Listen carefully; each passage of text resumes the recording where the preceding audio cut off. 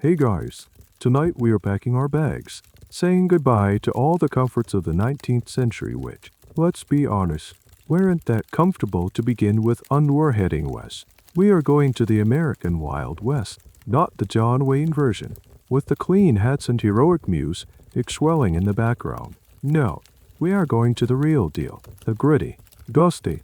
You will probably get dysentery in the first week version. This is history with the Hollywood filter scrubbed off, leaving behind the stark, and often brutal, reality of survival. So, before you get comfortable, take a moment to like the video and subscribe, but only if you genuinely enjoy what I do here. And while you're at it, drop a comment below with your city and what time it is for you. It is always cool to see where everyone is tuning in from, sharing this little slice of the night. Now, dim the lights, maybe turn on a fan for that soft background home, and let's ease into tonight's journey together. It's 1870. The air in your small, rented room in a city like Boston or Cincinnati is thick with the smell of coal smoke and something vaguely sour you've learned to ignore. Outside, the sounds are a constant, grating symphony. Iron shod, wheels clattering on cobblestones, the distant shriek of a train whistle, the shouts of street vendors. This is your world. It's predictable, it's cramped, and it's grinding you down. Every day is a variation of the one before. A slow march from your tenement to the factory or the dock, and back again. Your future feels like a long, straight, gray road leading nowhere special. But lately, there have been whispers. They arrive on the wind, in letters from distant cousins you barely remember, and splashed across the pages of cheap newspapers. Whispers of a different world. A world to the west. A world of vast, open spaces, of land so cheap it's almost free, of mountains holding veins of pure gold, just waiting for a lucky hand to find them. You see a pamphlet, its ink still fresh, showing a smiling family standing before a quaint log cabin. Behind them, fields of golden wheat stretch to the horizon under a benevolent sun. The headline reads, "Your new life awaits in Oregon." This is the promise that takes root in your mind. It's not just about getting rich. It's about escaping the dust, the disease, the sheer anonymity of city life. The West isn't just a direction on a map. It's a concept.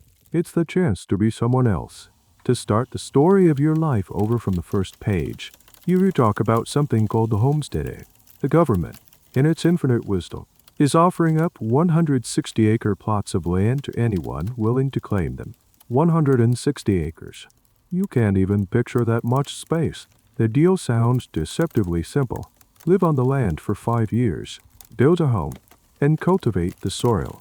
Then, it's yours. A farm of your own. Independence. A word that tastes like fresh water after a lifetime of drinking from a muddy puddle.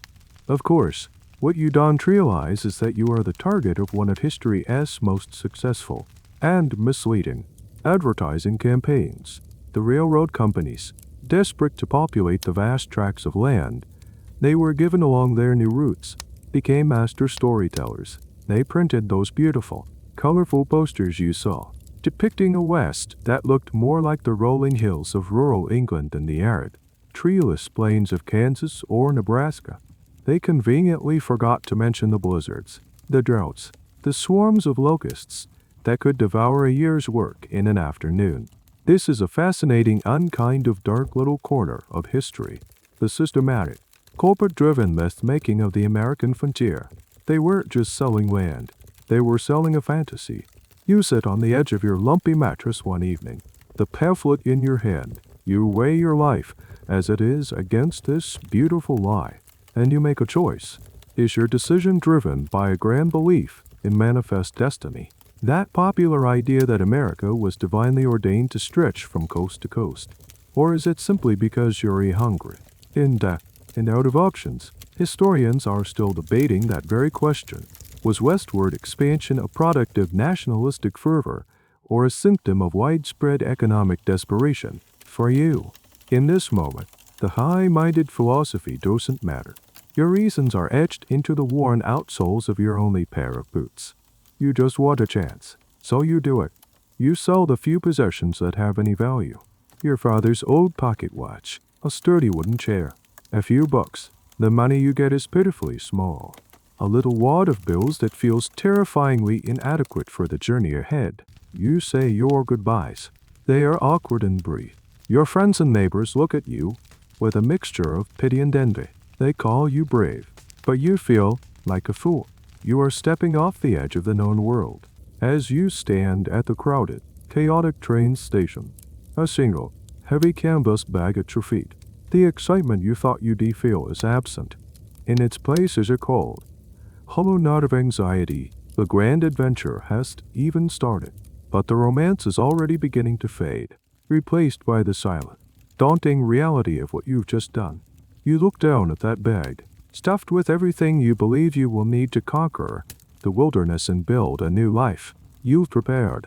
You're ready, or so you think. So there you are, standing beside your meager possessions, ready to conquer the West. Let's take a look inside that heavy canvas bag you've so carefully packed. It represents the sum total of your worldly wisdom, your best guess at what a person needs to survive out there in the great unknown. First, the essentials. You have a 50-pound sack of flour, a 20-pound slab of salted bacon, a bag of green coffee beans, and smaller sacks of sugar, salt, and beans. This, according to the pamphlets, is the holy trinity of frontier sustenance. It feels substantial, reassuringly heavy. Congratulations, you've packed 100 pounds of future back pain and culinary monotony. What you haven't considered is how you are going to cook any of this. The vision of a crackling campfire under the stars is a lovely one, but the reality is often trying to light damp buffalo chips in a driving rain while the wind steals the warmth from your numb fingers. Next, the tools. You've got a brand new axe with a razor-sharp edge, a heavy shovel, and an auger. You see yourself as a future master carpenter, felling mighty oaks and directing a log cabin with your bare hands. The truth. You've lived in a city your whole life. The closest you've come to carpentry is fixing a wobbly chair leg. That axe is far more likely to find its way into your own shin than into a tree trunk. A simple cut, far from any doctor, could be a death sentence. You also have a rifle. It is a heavy, long-barreled beast you bought secondhand. You fired it exactly once, at a fence post, and the recoil nearly dislocated your shoulder. The idea? That you will be living off the land, expertly picking off plump deer and bison, is a comforting fantasy. The reality is that ammunition is precious. Wild game is elusive and dangerous, and you're a terrible shot. Then there are the personal items. A thick wool blanket, a spare set of clothes made of coarse, heavy fabric that will be miserable in the heat and dangerously slow to dry in the wet. You've also tucked in a heavy, leather-bound Bible and maybe one other book, something by Shakespeare or Dickens. They are your last link to a world of education and culture. But on the trail, they are just dead weight. Every single ounce matters. This is a lesson the wilderness will teach you without mercy. The West has a way of stripping you down to your essential self, and it starts with your luggage. And here's a truly strange little fact you're about to witness firsthand. You are not the only one who packed foolishly. As you gather at the trailhead in a place like Street, Joseph, Missouri, you see other families, just as hopeful and just as naive as you are, and you see what they've brought. You see a woman weeping as her husband tries to reason with the wagon master about why they absolutely must bring her mother's prized rocking chair. You see another family with a massive, ornate chest of drawers, its polished wood looking absurdly out of place against the muddied chaos. There are stories, whispered from veteran travelers, of people trying to haul pianos and grandfather clocks across the continent. These items, symbols of the civilized life they were leaving behind, almost never made it. They were the first casualties of the journey, abandoned on the side of the trail when a wagon axle broke or the oxen began to fail. For decades, the Oregon and California trails were littered with this discarded furniture, ghostly monuments to broken dreams and a brutal education in practicality. This brings up a question that historians still puzzle over. Was the typical westward pioneer a rugged, self-sufficient individualist, armed with the skills to tame a continent? Or were they, like you, just ordinary people, profoundly unprepared and driven by desperation, who simply got lucky? The popular myth, The one that built Hollywood favors the former. It gives us the stoic, capable hero who is one with nature. But the evidence left behind the diaries detailing constant hunger, the abandoned heirlooms, the graves that marked every mile of the trail suggests a different story. It suggests that the West was settled not by supermen, but by masses of people who learned to survive through a process of brutal, unforgiving trial and error. Money, of course, didn't learn fast enough. As you heft your bag, the weight of it feels different now. It's no longer a comfort. It feels like an anchor. You look at the seasoned wagon master, a man with leather-edged skin and eyes that have seen too much. He glances at your bag, then at you, and a flicker of something pity, maybe, or just weary resignation crosses his face. He doesn't say a word. He doesn't need to. In that moment, you have a chilling realization. The most important tools for survival knowledge, experience, and a healthy dose of fear aren't in your bag. And there's no shop where you can buy them. You're about to join a line of wagons. A slow-moving serpent crawling into the vast, indifferent emptiness of the prairie, and you have never felt more unprepared in your entire life. The morning you're set to leave is a scene of pure, unadulterated chaos. Forget the noble image of a single file of pristine white-topped wagons rolling gracefully into the sunrise. The reality is a muddy, sprawling encampment on the outskirts of town that looks like a refugee camp after a flood. It's a maelstrom of noise and smell. Dogs are barking, children are crying, and men are shouting curses at stubborn oxen that refuse to be yoked. The air is a potent cocktail of mud, wet canvas, animal mutter, and the nervous sweat of 100 families about to gamble everything they have. You're assigned to a wagon train, not because you chose it, but because the wagon master took your money. You are now part of a temporary, dysfunctional community, and your survival depends on it. You look at your prairie schooner, the Conestoga wagon that is to be your home, your fortress, and your tomb for the next 6 months. It's smaller than you imagined, barely big enough to hold your supplies, let alone provide any real shelter for you. The iconic white canvas cover is already stained with mud and mildew. You are told in no uncertain terms that you are not to ride in the wagon. The wagon is for supplies. You walk. You, your spouse, your children, everyone walks. The only exceptions are for the very sick or the very young. This is your first major disappointment. The journey will not be a gentle ride across the prairie.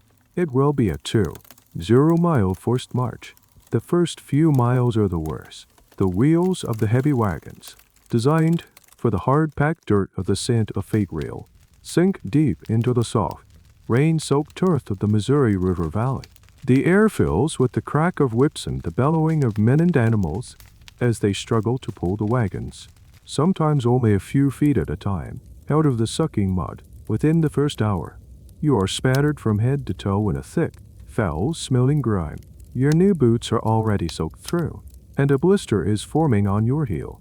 This isn't an adventure. It's just miserable, back-breaking labor. Then comes the organization, or lack thereof. The wagon master, a grizzled man named Captain Miller, who seems perpetually angry, tries to impose order. He shouts instructions that are immediately lost in the wind and the general cacophony. The train is supposed to form a single line, but wagons jostle for position, cutting each other off like rude city carriages. A fight nearly breaks out between two men when one's wagon will locks with another's. This is the fabled camaraderie of the trail. It feels more like a tavern brawl on wheels.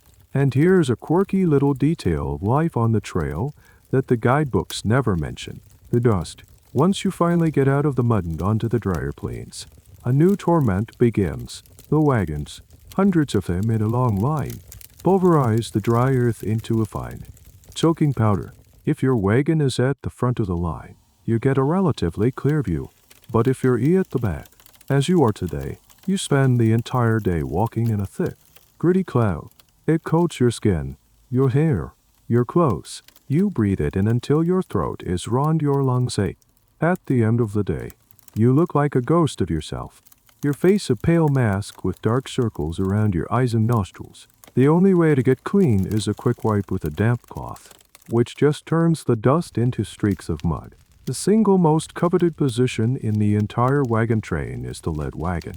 And guess what? The position rotates daily, so your misery is at least democratic. Historians often debate the true social structure of a wagon train. Was it a rolling experiment in American democracy, with elected captains and councils making decisions for the common good? Or was it more of a temporary dictatorship, ruled by the iron will of a single, experienced wagon master who held the power of life and death over the group? The answer, as you're discovering, seems to be an awkward and oft untense combination of both. You have a captain, but his authority is constantly challenged. Every decision, from when to stop for the night to how to cross a small creek, is met with a barrage of opinions, complaints, and outright defiance. As the sun begins to set on your very first day, the wagons are circled a defensive formation, not against Native American attacks, which were actually quite rare in the early days of the trail, but as a simple corral for the livestock. A few meager fires are lit. The smell of frying bacon, which you thought would be heavenly, is now just another smell in the dirty air. You choke down a dinner of hardtack biscuits soaked in bacon grease, your body aching in ways you didn't know were possible. You collapse onto your thin bedroll under the wagon. The hard, damp ground your mattress. The stars above are brilliant, cold, and utterly indifferent. You are only 10 miles from where you started, but civilization already feels a lifetime away. The romantic dream of the West has completely evaporated, replaced by the mud, the dust, and the bone-deep weariness of a single day on the trail. And this was supposed to be the easy part. A few weeks into the journey, the initial shock of physical hardship begins to fade into a dull, monotonous ache. You've learned to live with the dust, the blisters, and the soul-crushing boredom of walking 10 to 15 miles a day. Now, a new and far more sinister threat begins to loom over the wagon train. It's an invisible enemy, one that travels silently, strikes without warning, and turns the camp from a community of hopeful travelers into a panicked hospital ward. You're about to get a crash course in 19th century public health, or rather, the complete lack of it. It starts subtly. A child in a wagon a few places ahead of yours complains of a stomachache. The mother dismisses it as something they ate. By evening, the child has a raging fever and is racked with violent cramps. The next morning, the news ripples through the camp in hushed, fearful whispers. The boy is dead. His parents, hollow-eyed with grief, wrap his small body in a blanket and bury him in a shallow grave by the side of the trail, marked only by a simple wooden cross made of sticks. The train moves on. There is no time to mourn. Then, it happens again. An old man in your own section of the train collapses while walking. The symptoms are terrifyingly similar. Within hours, HE is gone. Panic begins to set in. This isn't a random illness. This is a plague. It's cholera. You see? The Oregon Trail was a 2.0-mile-long vector for disease. The thousands of people and animals moving along the same narrow route, year after year, created a perfect breeding ground for bacteria. The main culprit was the water. You come to a river, like the Platte River in Nebraska. It's wide, shallow, and slow-moving. It looks like a gift from God in the arid landscape. You rush to fill your canteen, gulping down the cool, refreshing water. What you don't see is that a few miles upstream, another wagon range is crossed. Their oxen, sick and exhausted, relieve themselves directly into the river. The waste from their makeshift latrines, dug too close to the bank, has washed into the water. The river is a sewer, and you're drinking from it. Cholera, a waterborne bacterial infection, was the undisputed king of killers on the trail. Its symptoms were swift and brutal, leading to severe dehydration and death, sometimes in less than 24 hours. There was no cure. There was no understanding of germ theory. The cures you see people trying are based on superstition and desperation. One man insists on feeding his sick wife laudanum, a potent opium tincture, which only sedates her as her body shuts down. Another family puts their faith in a patent medicine they bought back east, a foul-smelling concoction that is likely little more than alcohol and vegetable coloring. This is where you encounter a buzz, our little piece of medical history, the miasma theory. The prevailing belief at the time was that diseases like cholera were caused by bad air or foul smells rising from the earth. To combat this, people would burn tar or sulfur in their wagons, hoping to purify the air, a practice that did nothing but add to the general misery and stink of the camp. The fear is palpable. You start to look at your fellow travelers not as companions, but as potential sources of contamination. You eye your water barrel with suspicion. You boil every drop you drink, a tedious but life-saving chore that many, in their exhaustion, neglect to do. The social fabric of the wagon train begins to fray.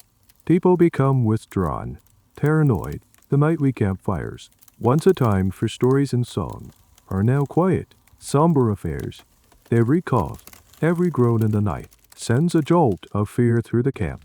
There's an ongoing debate among historians about the true mortality rate on the overland trails. Some early estimates, based on dramatic diaries, were as high as 10%, meaning 1 in 10 people who started the journey never made it.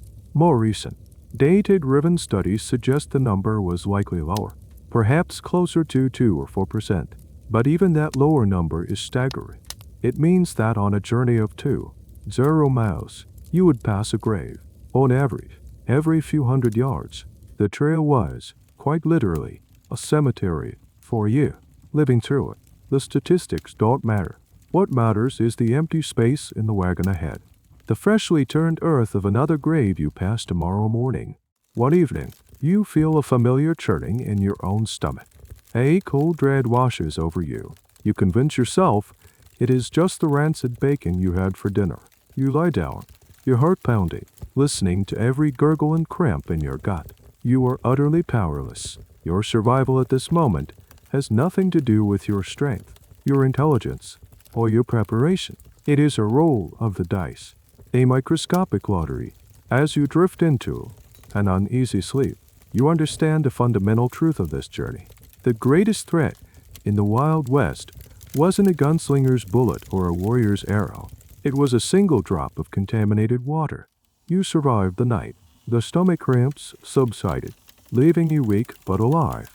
You are one of the lucky ones. But the trail has no time for relief or recovery. A new, very visible, and very wet obstacle looms ahead. A river, from a distance. It's a beautiful, shimmering ribbon of blue cutting across the green and brown expanse of the prairie. Up close, it's a terrifying, churning force of nature. This isn't a gentle creek you can splash through. This is a major river crossing, and it's one of the most dangerous and nerve-wracking parts of the entire journey. Your first challenge is simply getting down to the riverbank. Years of wagons have carved deep, treacherous ruts into the steep banks. The descent is a controlled slide, with men straining at ropes tied to the back of the wagons to keep them from careening into the water. You hear the splintering crash of wood and a string of curses as a wagon ahead of you loses a wheel. The entire train grinds to a halt for hours while repairs are made. Time you don't have. Now you're at the water's edge, and you have to decide how to cross. There are a few options, and all of them are bad. The first is to find a shallow spot. The fourth, and simply drive the wagons across. This sounds easy, but it's a gamble. The riverbed is a minefield of unseen obstacles, deep holes, treacherous currents, and large, will-shattering boulders. If your wagon gets stuck, the powerful current can tip it over in seconds, sweeping away all your precious supplies, your food, your tools, your entire future.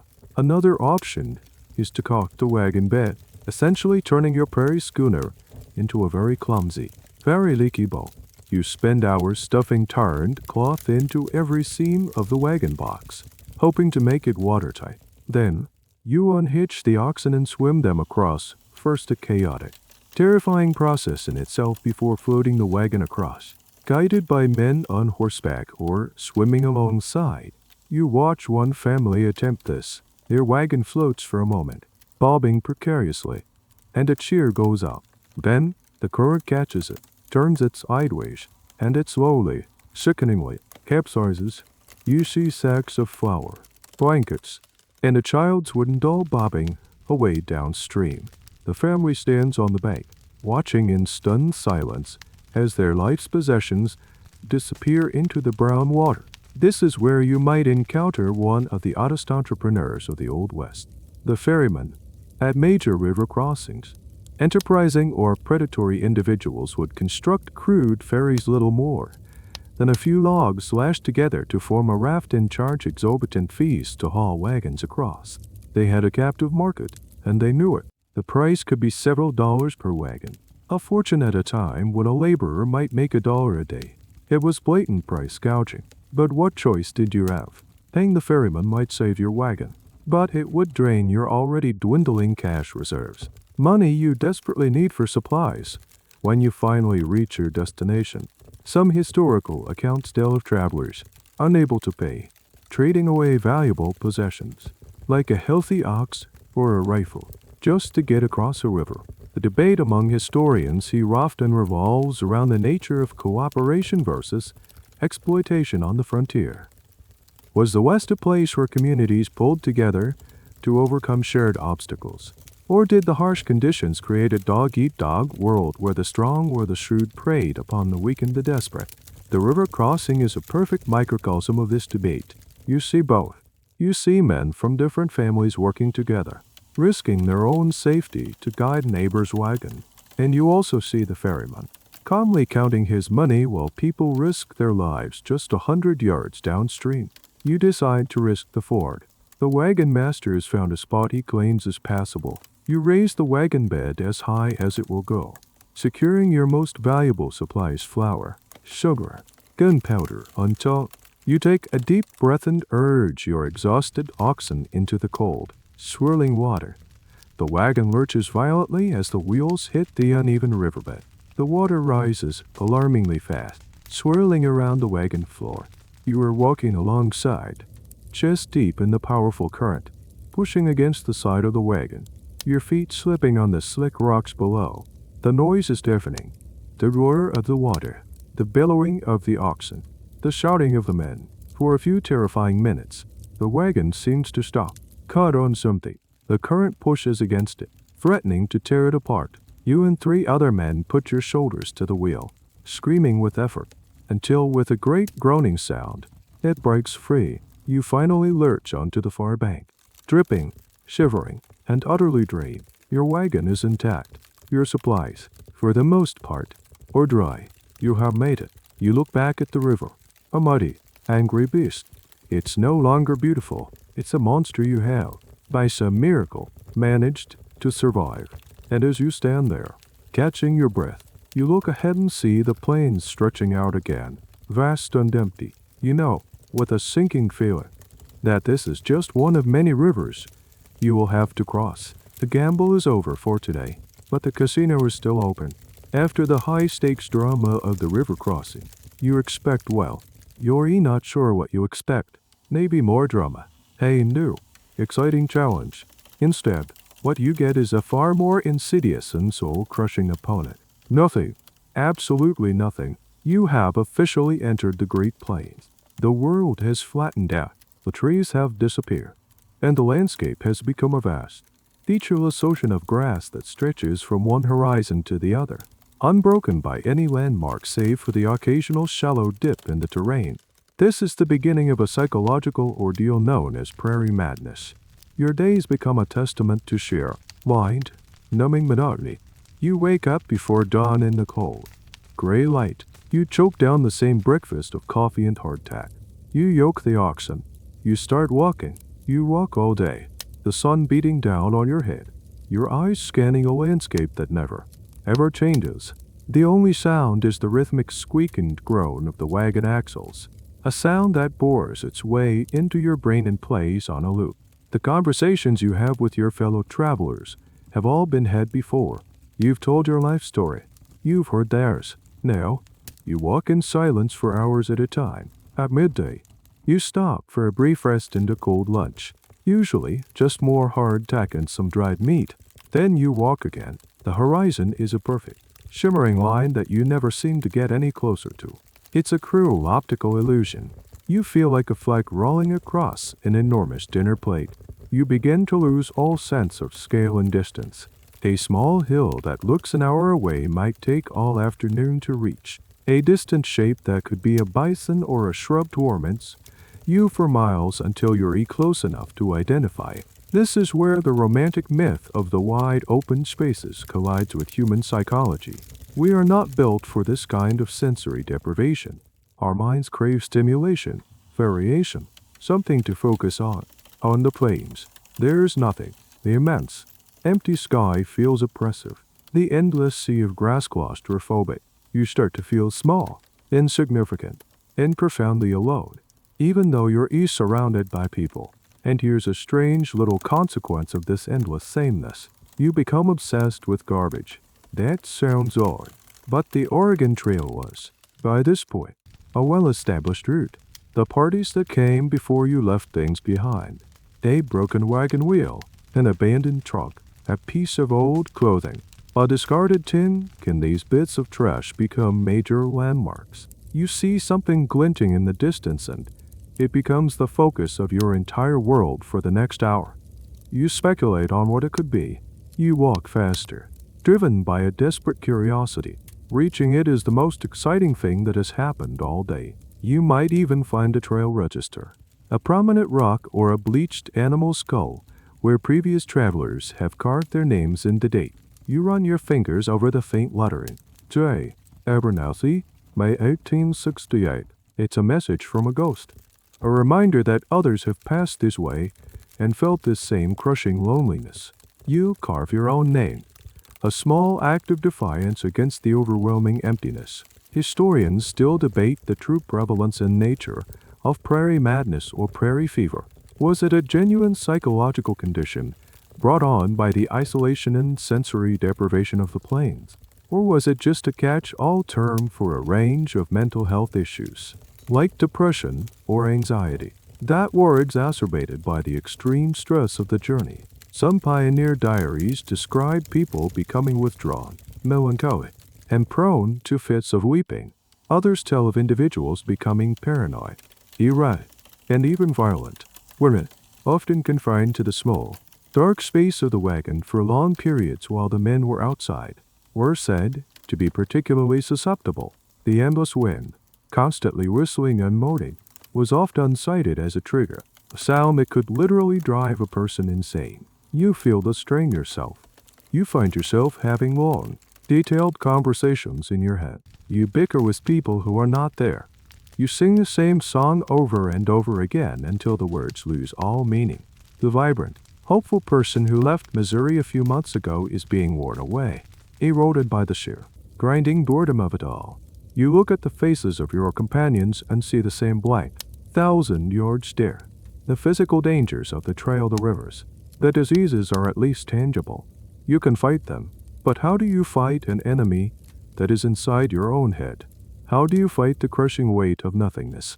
One evening, as you circle the wagons, a woman simply starts screaming. It is not a scream of pain or fear, but a high, teeming wail of terror, unraveled despair. No one knows what to do. They just stand and stare, her cry echoing out across the silent prairie, a perfect expression of the madness that nips at the heels of every single person on this godforsaken plain. You thought the featureless plains were a mental challenge, but the West has a way of reminding you that just when you think you've seen it all, it can conjure up a new and spectacular way to ruin your day. One hot, dry afternoon, you notice a strained, dark haze on the western horizon. At first, you dismiss it as a cloud, but it's not behaving like a cloud. It's growing, spreading sideways, and it has an unsettling, yellowish-orange tint. A man who has traveled this way before squints at it for a long moment, sniffs the air, and then says a single word that sends a ripple of pure terror through the wagon rain. Fire. It's a prairie fire. In the late summer and fall, a lightning strike miles away, or even an untended ember from a traveler's campfire, can ignite a blaze that, fanned by the relentless prairie wind, can move faster than a horse can run. The romantic image of a cozy campfire is replaced by the reality of a terrifying, indiscriminate force of destruction. Panic erupts. The wagon master's voice, which you've grown used to as a constant, angry drum, now cuts through the chaos with a sharp, commanding urgency. There's no outrunning it. The only hope is to create a space that the fire cannot cross. This means fighting fire with fire. You are ordered to help create a fire break. Men grab shovels and frantically start digging a long, shallow trench. Others run ahead of the trench, setting a controlled backfire, burning a wide strip of grass in a controlled manner so that when the main fire arrives, it will run out of fuel. The air becomes thick with smoke, stinging your eyes and choking your lungs. The heat is immense. Even from hundreds of yards away, you can hear it now low, rumbling roar that grows louder and louder, like 1,000 freight trains bearing down on you.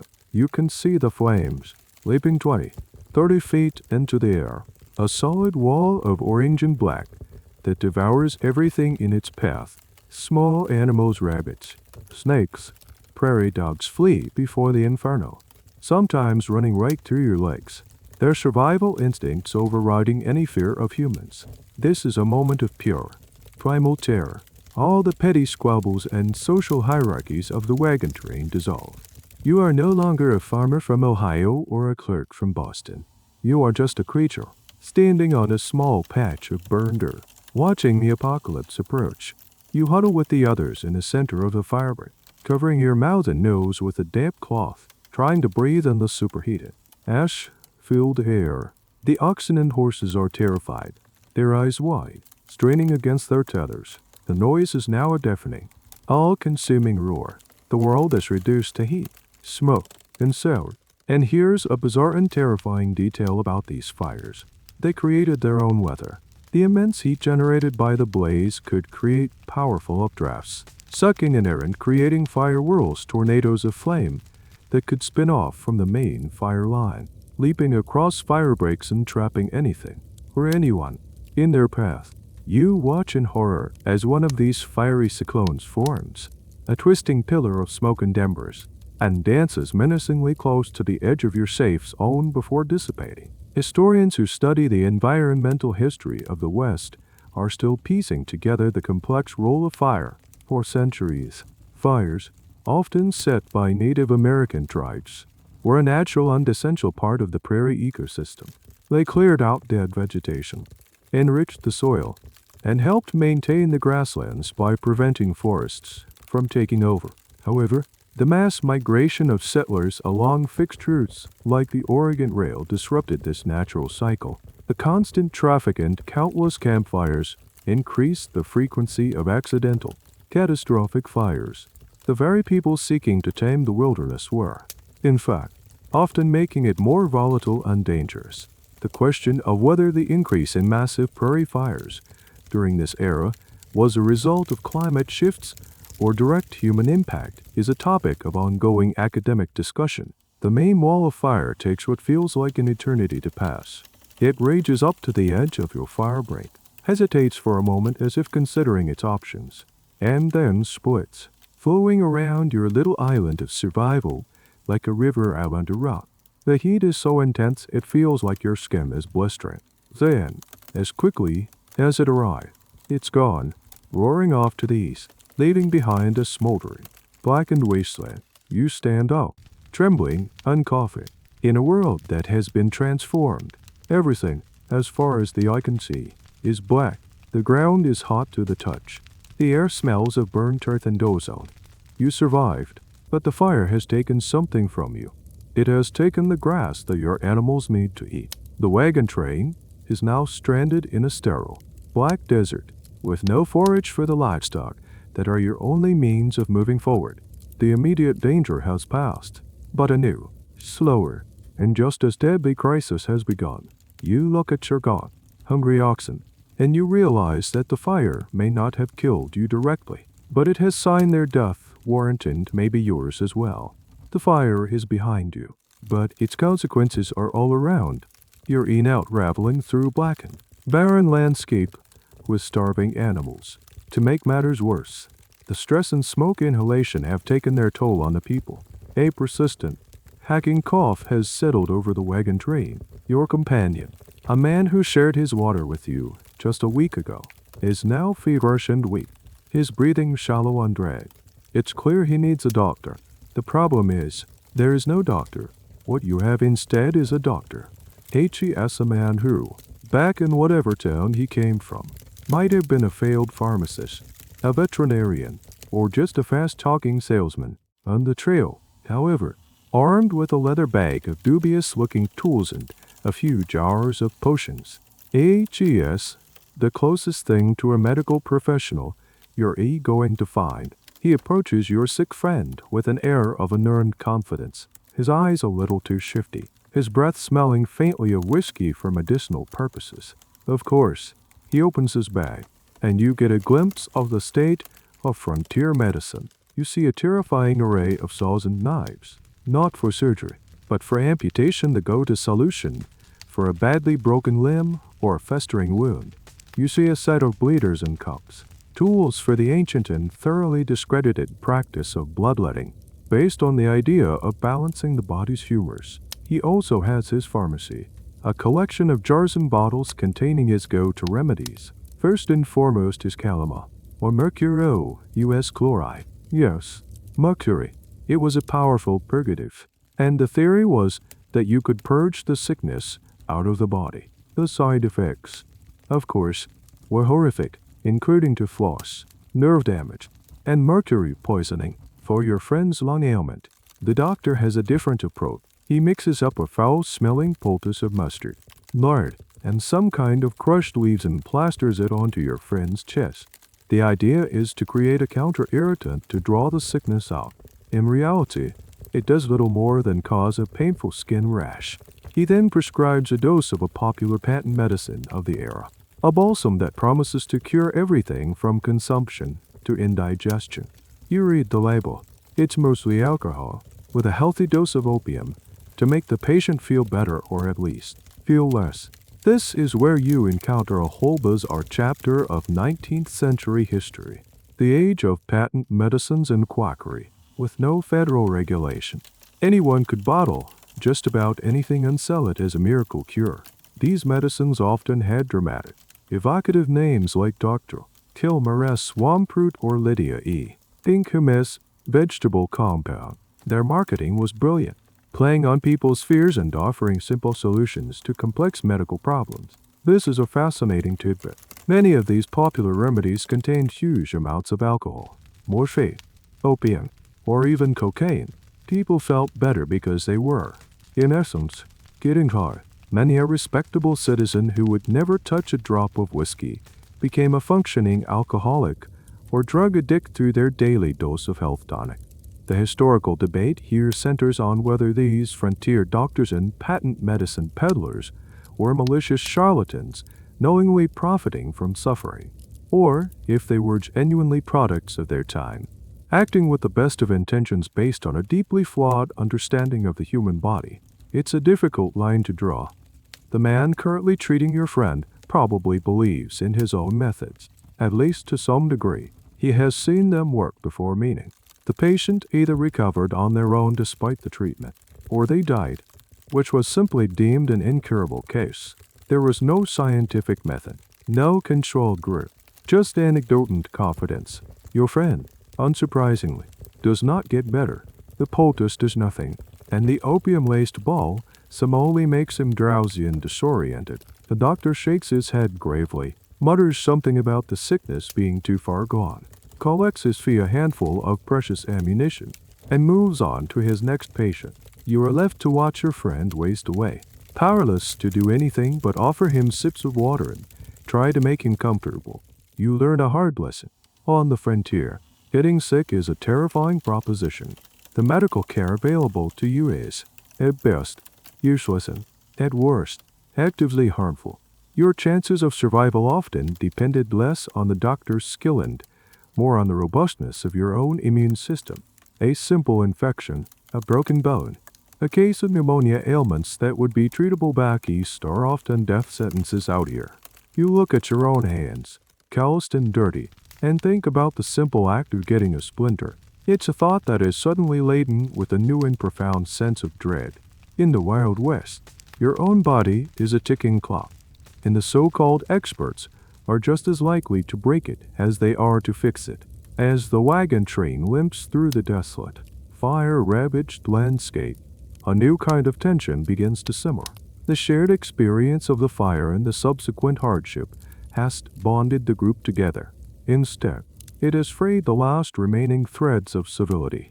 Resources are dwindling. The oxen are weak, the water barrels are low, and the sacks of flour are getting lighter. And as desperation grows, so does suspicion. The greatest threat is no longer the environment or disease. It's the other people. You start to notice a change in the way people look at each other. Glances linger a little too long. Conversations stop abruptly when you approach a campfire. People are guarding their supplies more jealously, checking the knots on their food sacks, sleeping with their rifles close at hand. The unwritten rule of mutual support, the foundation of the wagon train's social contract, is beginning to crumble. One morning, a man wakes up to find one of his two remaining water barrels is half empty. He accuses his neighbor, a quiet man with a large family. The neighbor denies it vehemently. The argument escalates quickly from angry words to threats. The wagon master has to intervene, physically separating the two men. There's no proof, no way to know who is lying. The incident leaves a poisonous cloud of distrust hanging over the camp. Now, everyone is a potential thief. Then you encounter another group of travelers on the trail. They are not a proper wagon train, just a handful of rough-looking men on horseback, leading a few pack mules. They look as desperate and trail-worn as you do, maybe more so. They ride alongside your train for a while, making small talk, asking where you're headed, how your supplies are holding out. Their questions feel less like friendly curiosity and more like an interrogation, an assessment of your vulnerability. The wagon master warns everyone to be on their guard. Strays, he calls them, men who may have been part of another train and work, asked out for some transgression, or who are simply trying to make their way west without the structure of a large group. This is the reality that shatters the myth of the noble pioneer helping his fellow man. While many stories of cooperation and heroism are true, the diaries of trail travelers are also filled with accounts of theft, treachery, and violence between settlers. When resources became scarce, the veneer of civilization was thin. People who had been your friends could become your rivals in the brutal calculus of survival. Here's a peculiar and dark little aspect of trail justice you might witness. If someone was caught stealing, especially food or water, the punishment was swift and severe. There were no jails, no courts. Justice was administered on the spot by the wagon master or a council of travelers. A common punishment was flogging. A more severe one was banishment. The offender would be given a horse or mule, a small amount of food and water, and cast out of the train, left to fend for himself in the wilderness. It was, in many cases, a death sentence. To be alone on the prairie was to be hunted, not just by predators, but by the crushing isolation in the elements. The historical debate around this topic is fascinating. Were these harsh punishments a necessary evil, a form of frontier justice required to maintain order and protect the collective good in a lawless land? Or were they acts of brutal vigilantism, where accusations were as good as convictions, and the line between justice and mob rule was dangerously blurred? There are documented cases of people being banished or even hanged on the trail based on flimsy evidence, fueled by paranoia and fear. That night, you take your turn at guard duty. It's a job that used to be about watching for predators or potential threats from outside the camp. Now, you find yourself watching the people inside the circle of wagons just as intently. The firelight flickers on the faces of your fellow travelers, casting long, dancing shadows that make everyone look like a stranger. You see a figure detach from the darkness and move silently toward a neighboring wagon. Your heart pounds. You raise your rifle, your thumb resting on the hammer. Is it a thief? Is this the moment you have to make a terrible choice? The figure just adjusts a rope on the wagon's canvas cover and melts back into the shadows. You exhale, your hands trembling. The encounter with the strays and the accusation of theft have changed the atmosphere completely. The trust is gone. You are no longer a community moving west together. You are a collection of isolated, suspicious individuals, trapped in the same slow-moving convoy. The loneliness you felt in the vast emptiness of the plains was one thing. This is a new, more bitter kind of loneliness, the loneliness you feel when you are surrounded by people you can no longer trust. The wilderness outside the wagons is dangerous, but you're beginning to suspect the real danger might be sitting right next to you at the campfire. Just as you've grown accustomed to the heat, the dust, and the oppressive sun of the high plains, the world decides to change its mind. You've been gradually climbing in elevation for weeks, a slow, imperceptible ascent into the foothills of the Rocky Mountains. The air is getting thinner, crisper. The nights are becoming genuinely cold. You welcome it at first, a relief from the relentless heat. But this cooling trend is a harbinger of a far more formidable enemy than you've yet faced, a western winter. It begins with a sky that turns a strange, heavy shade of gray. The wind, which has been your constant, irritating companion, picks up a new and vicious edge, howling with a sound that feels personal. Then, the first snowflakes begin to fall. They are not the gentle, picturesque flakes of a Christmas card. They are small, hard, and sharp, driven almost horizontally by the wind. Within an hour, the world is a swirling vortex of white. You are caught in a blizzard. Visibility drops to near zero. You can barely see the wagon in front of you.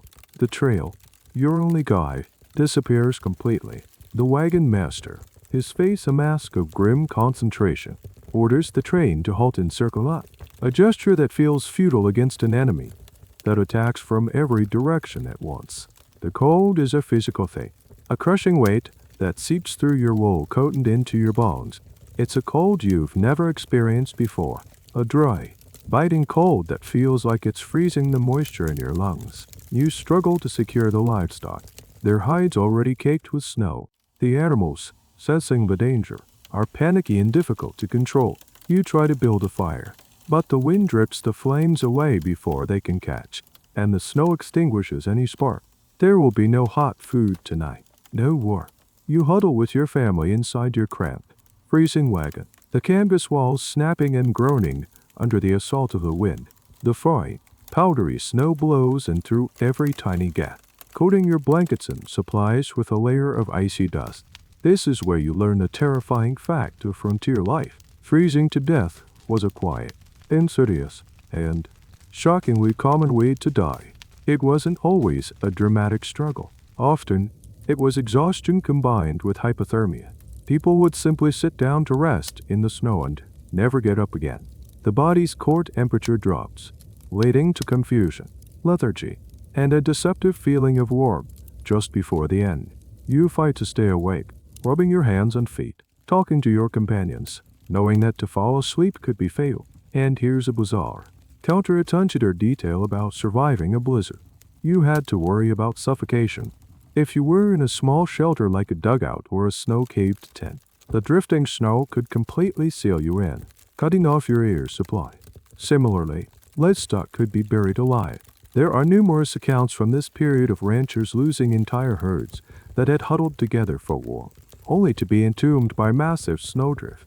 The very thing that was supposed to protect them became their tomb. This brings up one of the most infamous stories of the westward expansion, a cautionary tale that was whispered around campfires for decades. The story of the Donner Party. In 1846, a group of pioneers, delayed by a series of mistakes in the supposed shortcut, became trapped by early, heavy snows in the Sierra Nevada mountains. What followed was a gruesome saga of starvation, madness, and survival cannibalism. While your situation is not yet that dire, the specter of their fate hangs in the freezing air. Historians still debate the specific decisions that led to the Donner Party's disaster. Was it the fault of their leader, George Donner? Was the shortcut they took, promoted by a dubious guidebook author named Lansford Hastings, the critical error? Or was it simply a case of terrible, unavoidable luck with the weather? Whatever the cause, their story serves as a brutal reminder of how quickly a journey west could turn into a fight for survival against the most basic and horrifying of human taboos. The blizzard rages for 2 days. 2 days of being trapped in a frozen, howling prison. When the storm finally breaks, you emerge into a world that is eerily silent and blindingly white. The snow is waist deep, with massive drifts that have buried some wagons almost to their canvas tops. The landscape is beautiful, A pristine blanket of white under a sharp blue sky, but it is a deadly beauty. The trail is gone. The grazing land for the animals is buried under feet of snow. Your already meager food supplies have to be stretched even further. You spend the next few days digging out. A process of grueling, freezing labor. Your hands, even with gloves, are numb and cracked. You find several oxen have frozen to death where they stood. They are a catastrophic loss. The train is crippled. The wagon master gathers the remaining travelers. The mood is grim. The easy part of the journey is over. Ahead by the mountains, now choked with snow. The decision is made to find a sheltered valley and make a winter camp, to wait out the season and try again in the spring. You have failed to reach your destination. You are now wrecked, hundreds of miles from civilization, facing months of cold, hunger, and uncertainty. The dream of a golden life in the West has become a frozen nightmare. After weeks of slow, agonizing progress, navigating through snow-choked mountain passes and subsisting on dwindling rations, you finally descend from the high country. Before you, nestled in a dusty valley, is a sight you've been dreaming of for months. A town, from a distance, it looks like the promised land, a bastion of civilization in the vast wilderness. As you get closer, however, the beautiful illusion begins to crack and peel away, revealing the sordid reality beneath. This is not the charming, orderly town from the railroad posters. This is a boom town, a place that has sprung up almost overnight to service a nearby gold strike or a new cattle trail. It is a chaotic, sprawling mess of raw lumber, mud, and desperation. There are no paved streets, just a single, wide main thoroughfare that is either a river of mud or a cloud of choking dust, depending on the weather. The buildings are hastily erected shacks made of unpainted pine boards, many with false fronts that are 2 stories high to create an illusion of prosperity, while the actual structure behind them is a flimsy, 1-story box. The sounds are a jarring assault after the relative silence of the wilderness. Instead of the wind and the creak of wagons, you hear the constant noise of hammers, latini, out-of-tune piano muse expelling from a saloon, and the shouts of men engaged in arguments, business, and drunken revelry. The smells are even worse. The town has no sanitation system to speak of. Garbage, animal waste, and the contents of chamber pots are simply thrown into the street or into overflowing piles behind the buildings. The air is thick with the stench of unwashed bodies, cheap whiskey, and decay. This isn't the scent of progress. It's the scent of entropy. You guide your battered wagon down the main street, an object of curiosity for the town's residents. You see faces that are hard, weathered, and suspicious. These are not the smiley, welcoming families from the pamphlets. These are miners with dirt etched into the lines on their faces, cowboys with a weary look in their eyes, and a host of other characters who seem to be either running from something or looking for an easy score. There are very few women and even fewer children. It is a town built by men, for men, and it has raw, aggressive energy that is deeply unsettling. You begin your search for the essentials, a place to stable your remaining skeletal oxen, a store to replenish your supplies, and somewhere, anywhere, to get a hot meal that isn't made of flour and bacon. You find the mercantile, a dark, cluttered building crammed to the rafters with goods. And here you get your next lesson in frontier economics, the law of supply and demand in its most brutal form. Everything is wildly expensive. A bag of flour that cost you $1 back in Missouri now costs 10. A single, bruised-looking apple is a luxury item. The storekeeper, a man with the cold, calculating eyes of someone who knows they have you over a barrel, is unapologetic. If you don't like his prices, you're free to travel another 100 miles to the next town. Here's a curious little detail about the economy of these towns. Hard currency gold and silver coins was often scarce. Much of the local commerce was conducted through credit, barter, or the use of company scrip, a form of private money issued by a large mining or railroad company, only redeemable at the company-owned store. This created a system of debt peonage, where workers were paid in scrip and forced to buy overpriced goods from their employers, ensuring they could never save enough real money to leave. It was a clever, exploitative system that kept the workforce strapped, Historians often view these Western boomtowns through two different lenses. Were they engines of opportunity and social mobility, places where a person, regardless of their background, could strike it rich and reinvent themselves? Or were they deeply stratified and exploitable societies, ruled by a small elite of claim owners, merchants, and saloon keepers who profited from the labor and desperation of the masses? The evidence suggests it was a complex mix of both. For every story of a man ends a king who went from rags to riches.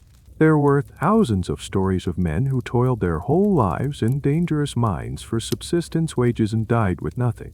You finally find a place that serves hot food. It's a dirty, crowded tent with a sign that just says IES.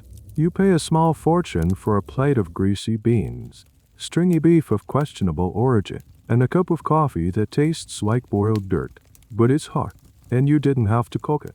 As you sit on a rough wooden bench, wolfing down the meal, you look around at the other patrons. Their faces are a portrait of the boomtown, a mix of naive hope, bitter disappointment, and a predatory watchfulness. You came to this town seeking refuge in civilization. Instead, you found a new kind of wilderness, one made of wooden grade. That might be even more dangerous than the one you just left behind. The physical journey may be over, but the struggle for survival has just entered a new, and far more complicated, chapter. The dream of a charming log cabin, nestled in a sun-dappled clearing, dies a quickened, unceremonious death. You have no money, no land, and no energy left to build anything. You need a place to sleep, and you need it now. Your tour of the local real estate options is a swift and brutal education in the realities of frontier housing. Your first stop is the town's only boarding house. It's a raw, narrow wooden building that looks like it could be knocked over by a strong gust of wind. The proprietor, a stern-faced woman with tired eyes, shows you the available room. It's not a room. It's a space in a large, communal dormitory filled with rows of rickety bunk beds. Each bunk is just a wooden frame with a thin, straw-stuffed mattress that looks and smells like it's been used by 100 other exhausted, unwashed men. The air is thick with the stench of stale sweat, cheap tobacco, and despair. You are told that the beds are rented out in shifts. For a set price, you get 8 hours in the bed. When your time is up, you're woken up, and another man takes your place in the still warm mattress. Privacy is not a concept that exists here. Your neighbors will be snoring, thirsty, and muttering in their sleep just inches from your face. And, of course, bed bugs are included at no extra charge. This system, known as the hotbed system, was common in boomtowns and mining camps where the transient male population far outnumbered the available housing. It was a brutally efficient, if inefficient, way to maximize profits from a single piece of real estate. You politely decline the offer. The thought of sleeping in a stranger's lingering warmth is a little too much to bear. Your other option is to secure a piece of land on the edge of town and build your own shelter. But you're exhausted and have no timber, so you turn to a surprisingly common form of early prairie architecture, the soddy, or sod house. You see them on the outskirts of town, squat, humble structures that look like they are growing out of the earth itself. The concept is simple. The treeless plains offered a different kind of building material, the very ground beneath your feet. You use a special plow to cut the thick prairie sod, matted with generations of grass roots, into large, brick-like rectangles. Then you stack them, grass side down, to build your walls. The roof is made of a lattice of scavenged wood or brush, covered with more sod. It sounds rustic and romantic. The reality is anything but. Your new home is essentially a structured mound of dirt. It's dark inside, with only one or two small openings for a window and a door, because any large opening would compromise the structural integrity. It's also damp, smelling perpetually of earth and mildew. And here's the most charming feature of your new home. It leaks not just water, but everything else that lives in the sod. During a rainstorm, water drips from the ceiling, turning the dirt floor into a muddy mess. But worse, bits of dirt, grass, and a horrifying variety of insect spiders, beetles, and the occasional centipede will constantly rain down on you, your food, and your bed. Snakes and mice often burrowed into the thick walls, becoming your unwanted roommates. It was said that a frontier wife's most important piece of kitchen equipment was a cloth to cover the food on the stove to keep the ceiling droppings out. Historians who study the material culture of the West have a deep appreciation for the sod house. Was it a miserable, primitive hovel? Yes. But was it also a marvel of folk engineering, a testament to human ingenuity and adaptability? Absolutely. Without the ability to build these dirt homes, the settlement of the Great Plains would have been nearly impossible. They were cheap, requiring almost no wood. They were also surprisingly well insulated, staying cool in the summer and relatively warm in the winter. The academic debate often revolves around the psychological impact of living in a soddy. Did the dark, subterranean nature of these homes contribute to the feelings of depression and isolation, the prairie madness that so many settlers reported? You spend a week of back-breaking labor, cutting and stacking heavy blocks of sod. Your hands are raw, your back is screaming. But at the end of it, you have a home. It is a small, one-room structure, dark and dim, but it's yours. You have a roof over your head, even if that roof is actively trying to share its insect population with you. You sit on a crate inside your new home, the dim light filtering through the single, greasy paper window. You can hear the wind howling outside, but in here, it's quiet. It is a grim, earthy, and profoundly unglamorous version of the American dream. You have your 160 acres of land, and you have your house, but the reality of it, this cramped, leaky box of dirt, is a world away from the sunny, cheerful log cabin on the pamphlet that started you on this journey. You've achieved the dream, only to find out the dream is mostly made of mud. With a dirt roof over your head, the next crushing reality sets in. You need a job. The romantic notion of being your own boss, a self-sufficient homesteader, is a distant dream. Homesteading requires capital for seeds, for a decent plow, for livestock, and you have none. The promise of the West was freedom, but what you found is the universal truth of wage labor. You have to sell your time and your body to survive. Your fantasies of becoming a dashing cowboy are quickly dispelled. Being a cowboy isn't a job you just walk into. It's a skilled profession, and the trail bosses are looking for experienced hands, not a city dweller who barely knows which end of a horse is which. The same goes for prospecting.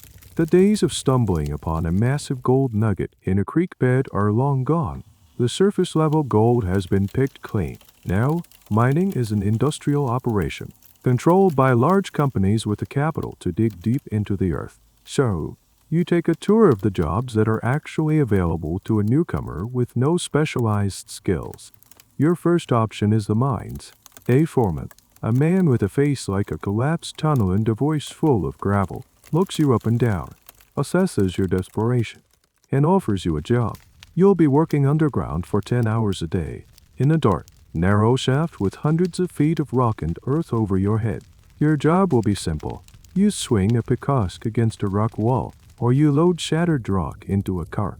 The air is thick with silica dust, which you will breathe in all day, every day. You don't know what silicosis is, but in a few years, you'll feel it in your lungs.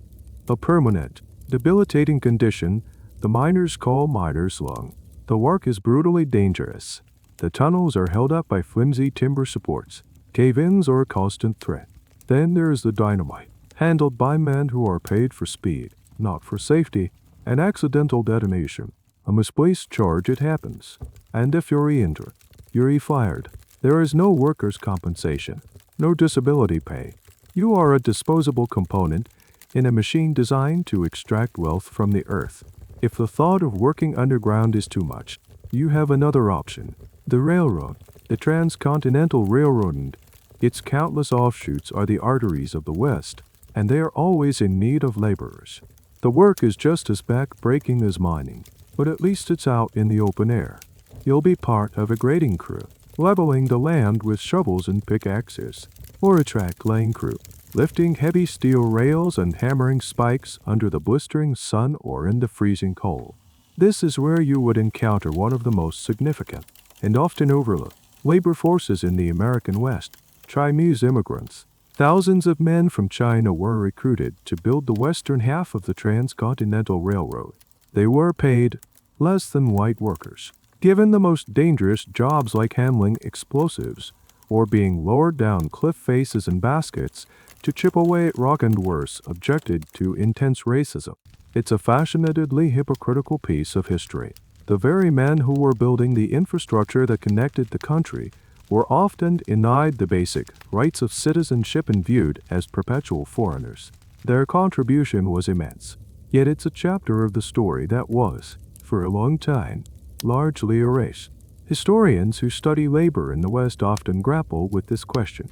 Did the frontier create a more egalitarian society where hard work was all that mattered? Or did it simply replicate and even amplify the class and racial hierarchies of the East? The evidence you're seeing points overwhelmingly to the latter. The power dynamic is clear. The company, whether it is a mine or a railroad, holds all the cards. They set the wages. They control the housing and the stores. And they can replace you in an instant with the next desperate man who gets off the stagecoach. You weigh your options.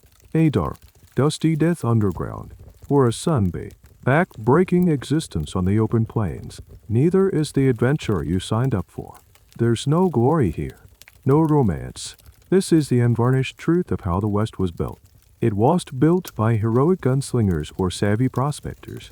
It was built by the sweat and toil of thousands of anonymous, expendable men like you, swinging a picask or a sledgehammer, trading their health and their future for a few dollars a day.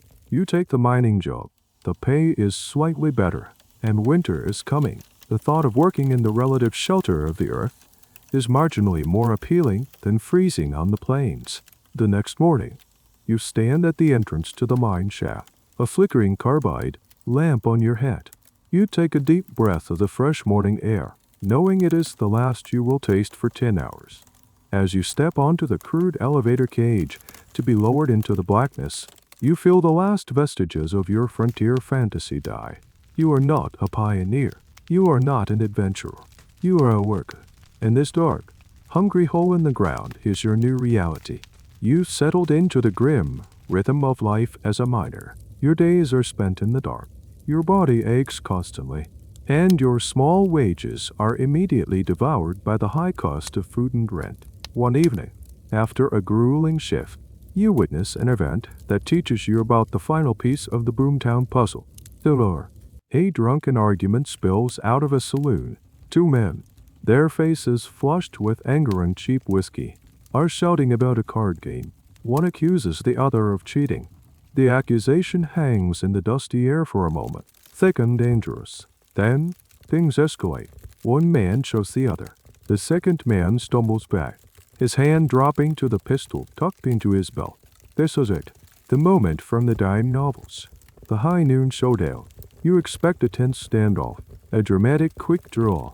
The reality is clumsy, ugly, and pathetic. The man fumbles with his pistol, pulls it from his belt, and fires. The shot is deafening in the narrow street. The other man grunts, clutches his stomach, and collapses into the mud. It's over in a second. No style, no glory, just a stupid, drunken killing. Now, you think, the law will arrive, the heroic town marshal will appear, restore order, and haul the killer off to jail. Instead, what happens is nothing. People poke their heads out of doorways, look at the body, and then go back to their business. A few men drag the dead man off the street and onto the boardwalk. The killer, looking more surprised than anyone, holsters his pistol and stumbles back into the saloon. A few minutes later, the town lawman finally makes an appearance. H.E.S. not the steely-eyed hero of legend. H.E.S. a big, punchy man with a stained vest and a bored expression. This is the town marshal, or sheriff. He ambles over, nudges the body with his boot, asks a few uninterested questions of the bystanders, and then walks into the saloon. He emerges a minute later with the killer, who is now his prisoner. But the killer isn't in handcuffs. H.E.S. not being dragged to a cell. The marshal walks him over to the boarding house, and that is it. The jail is often just a rented room, sometimes with a guard posted outside, sometimes not. This is the reality of law enforcement on the frontier. It was often unprofessional, underfunded, and deeply compromised. A town marshal, was typically a political appointee, chosen not for his skill or integrity, but for his loyalty to the town's mayor or a powerful business owner. His salary was minimal, and he often had to supplement his income through fees collected for serving papers or a percentage of the fines he levied. This created a massive potential for corruption. Here's a quirky little fact about frontier justice. Many famous lawmen, like Wyatt Earp or Wild Bill Hickok, were a far cry from the virtuous figures portrayed in movies. They often straddled the line between lawman and outlaw. They were gamblers, saloon owners, and sometimes gunmen for hire. Their job wasn't necessarily to uphold abstract ideals of justice, but to maintain a certain level of order that was conducive to business. This meant cracking down on petty thieves and rowdy cowboys who were disrupting trade, but often turning a blind eye to the respectable vices of the town's elite. As long as the saloons and gambling halls were paying their dues, official or unofficial, they were largely left alone. The academic debate here is a classic one. Were these frontier lawmen a civilizing force, bringing order to a chaotic world, or were they simply agents of the local power structure, a tool used by the wealthy to protect their property and control the laboring classes? The truth, as you're seeing, is murky. The marshal isn't interested in justice for the dead man, who was just another poor, drunk miner. His primary concern is preventing the incident from escalating into a larger brawl that might damage property or scare off customers. It's about management, not morality. The next day, there's a trial. It's held in the saloon, with a justice of the peace who also happens to be the owner of the mercantile presiding from behind the bar. A few witnesses are called, all friends of the killer. They swear the dead man drew his weapon first. It's a blatant lie, but who is going to contradict them? You certainly are not. Getting involved is a good way to get a target painted on your back. The killer is fined $50 for disturbing the peace and let go. The murder is officially ruled self-defense. Justice has been served, boomtown style. You walk away from the saloon with a cold knot in your stomach. You now understand the final, terrifying rule of this place. There is no real law. There is only power. The man with the most money or the most friends with guns makes the rules. The promise of the West was a place of equal opportunity, a land free from the old, corrupt systems of the East. But what you've found is just a cruder, more transparent version of the same thing. The law isn't a shield to protect the weak. It's a club used by the strong. And you are most definitely one of the weak. Your life has settled into a bleak routine. Work in the dark. Eat. Sleep in your damp soddy. And repeat. The only escape from the crushing monotony, the only place where the town pretends to have a social life, is the saloon. One night, desperate for some human contact that doesn't involve a picosque, you push through the swinging doors and step inside. The reality of the place immediately dispels any romantic notions you might have had. Forget the grand, two-story establishments of the movies, with polished bars and sparkling mirrors. The average frontier saloon is a long, narrow, foul-smelling room. The floor is covered in a thick layer of sawdust, sprinkled there to absorb spilled beer, tobacco spit, and whatever else might end up on the floor.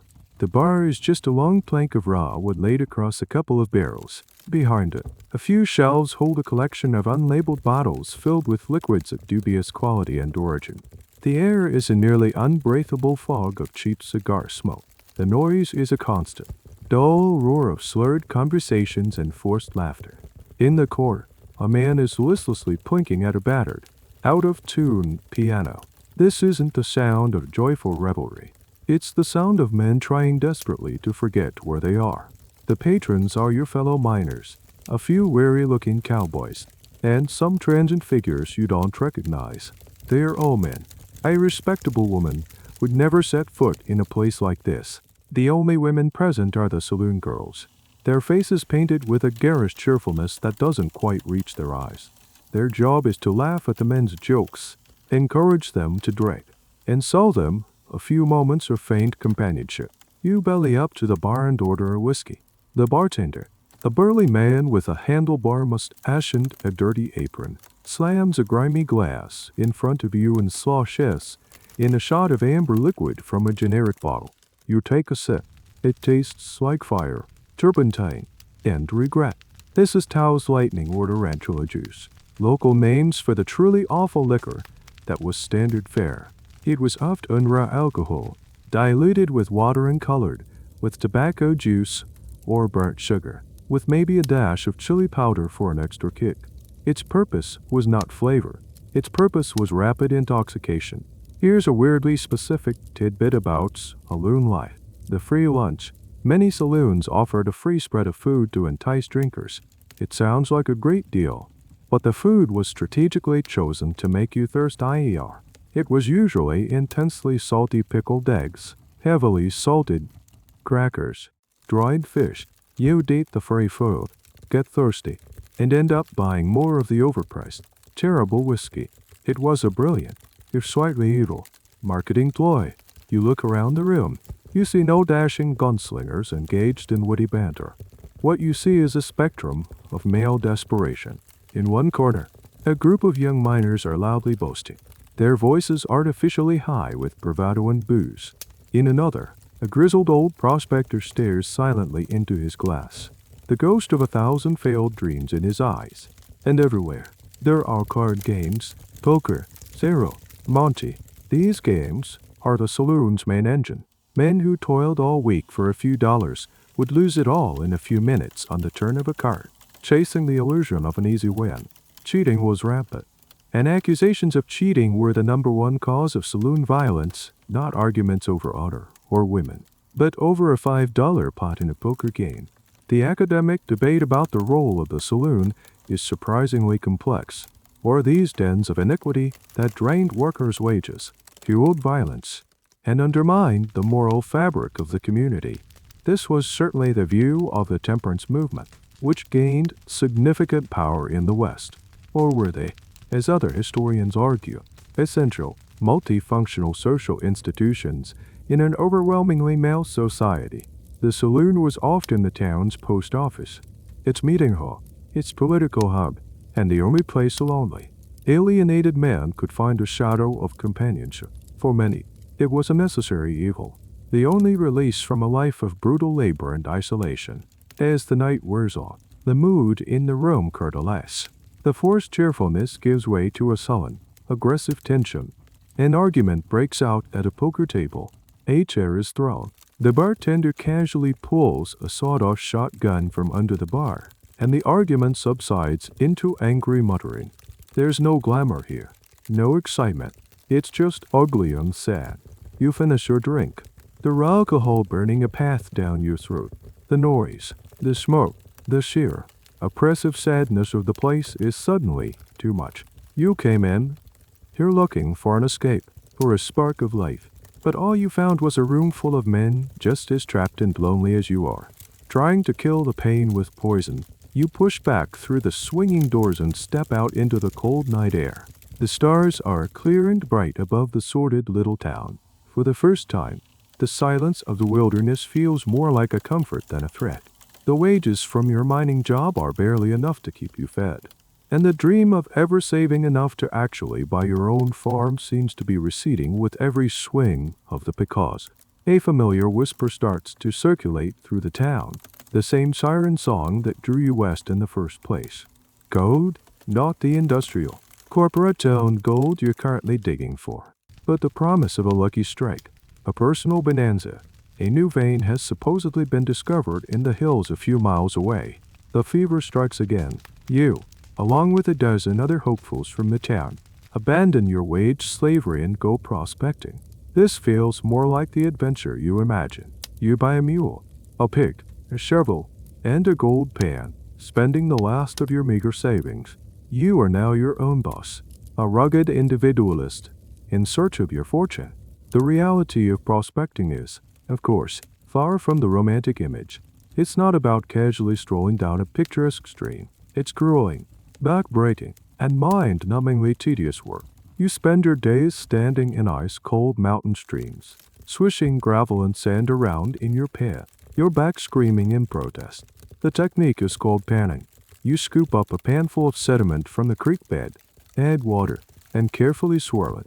allowing the lighter sand and gravel to wash over the side, while the heavier materials, hopefully, gold, sink to the bottom. You do this hundreds of times a day, pan after pan after pan, most of the time. The result is nothing but a few blacks and particles. But every once in a while, you see it, a tiny, gleaming yellow flake. Your heart leaps. It's gold. You carefully pick it out and put it in a small vial. At the end of a full day of this tortuous labor, you might have a few tiny flakes, barely enough to cover the head of a pin. It's worth pennies. You are working harder than making less than you did in the company mine. And here's a weirdly specific danger of this work that no one tells you about. Miner's rheumatism. Spending all day, every day, with your lower body submerged in near freezing mountain water had long-term consequences. Many prospectors developed severe, chronic arthritis and joint pain that left them crippled for life. Frustrated with panning, you decide to try placer mining. You build a rocker or a sluice box, long wooden troughs with ridges on the bottom. You shovel gravel into the top and divert stream water to flow through it. The water washes the lighter material away, while the ridges, or riffles, are supposed to trap the heavier gold. This is more efficient than panning, but it's also heavier work, requiring you to move tons of rock and dirt by hand. After weeks of this, you've collected a small vial of gold dust, maybe worth a few dollars. It's becoming clear that the easy gold is gone. To find a real vein, you have to go for the source. Hard rock mining. This means finding a quartz vein in the hillside and blasting it apart with dynamite to see if it contains any gold. This is where prospecting turns from tedious to terrifying.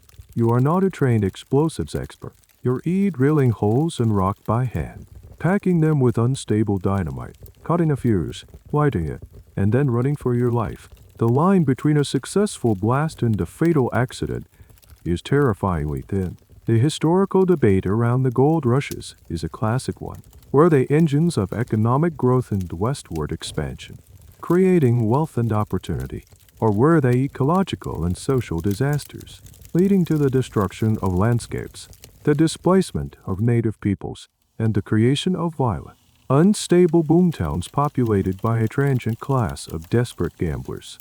The answer is, unequivocally, both.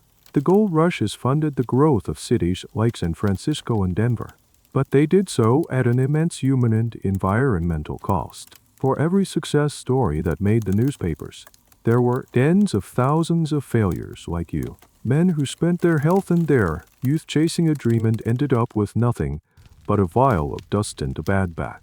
One day, while chipping away at a rock face after a small blast, your pick-axe strikes something that isn't rough. It's wood.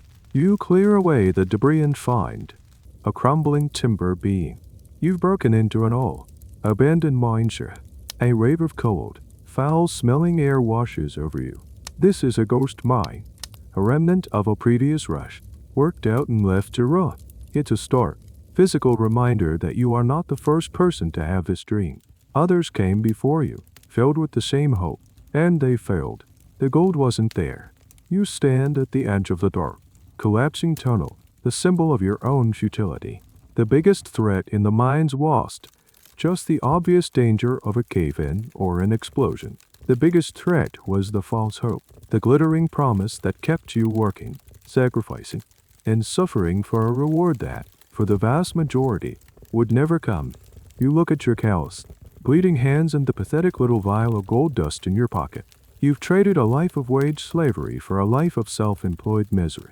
The gold rush is a lottery, and you've just realized you're holding a losing ticket. Defeated and broke after your failed prospecting adventure, you slink back to town, your tail between your legs. The mining company won't rehire you. You're now just another unreliable drifter in their eyes. But as luck would have it, a cattle drive is forming. A trail boss is looking for a few extra hands for a long haul north to the railroad. You've never even been on a horse for more than 5 minutes, but you're desperate. You lie through your teeth, claiming you've worked with cattle before. The trail boss, a grizzled man who looks like he was carved out of sun-dried leather, gives you a long, skeptical look, but agrees to take you on for half the pay of an experienced hand. Congratulations, you're a cowboy. The first thing you learn is, that the cowboy of popular myth, the handsome, free-roaming hero, is a complete fabrication. The reality is a job that is poorly paid, intensely demanding, and mind-numbingly boring, punctuated by moments of sheer terror. Your new office is the back of a half-wild horse that seems personally dedicated to throwing you off. Your first few days are a symphony of aches and bruises as you learn to stay in the saddle. Your workday starts before dawn and ends long after dusk. Your primary job is not roping or riding into the sunset. It's eating dust. As the newest and least experienced member of the crew, you're reassigned to ride dragged. This is the worst position in the entire cattle drive. You ride at the very back of the herd.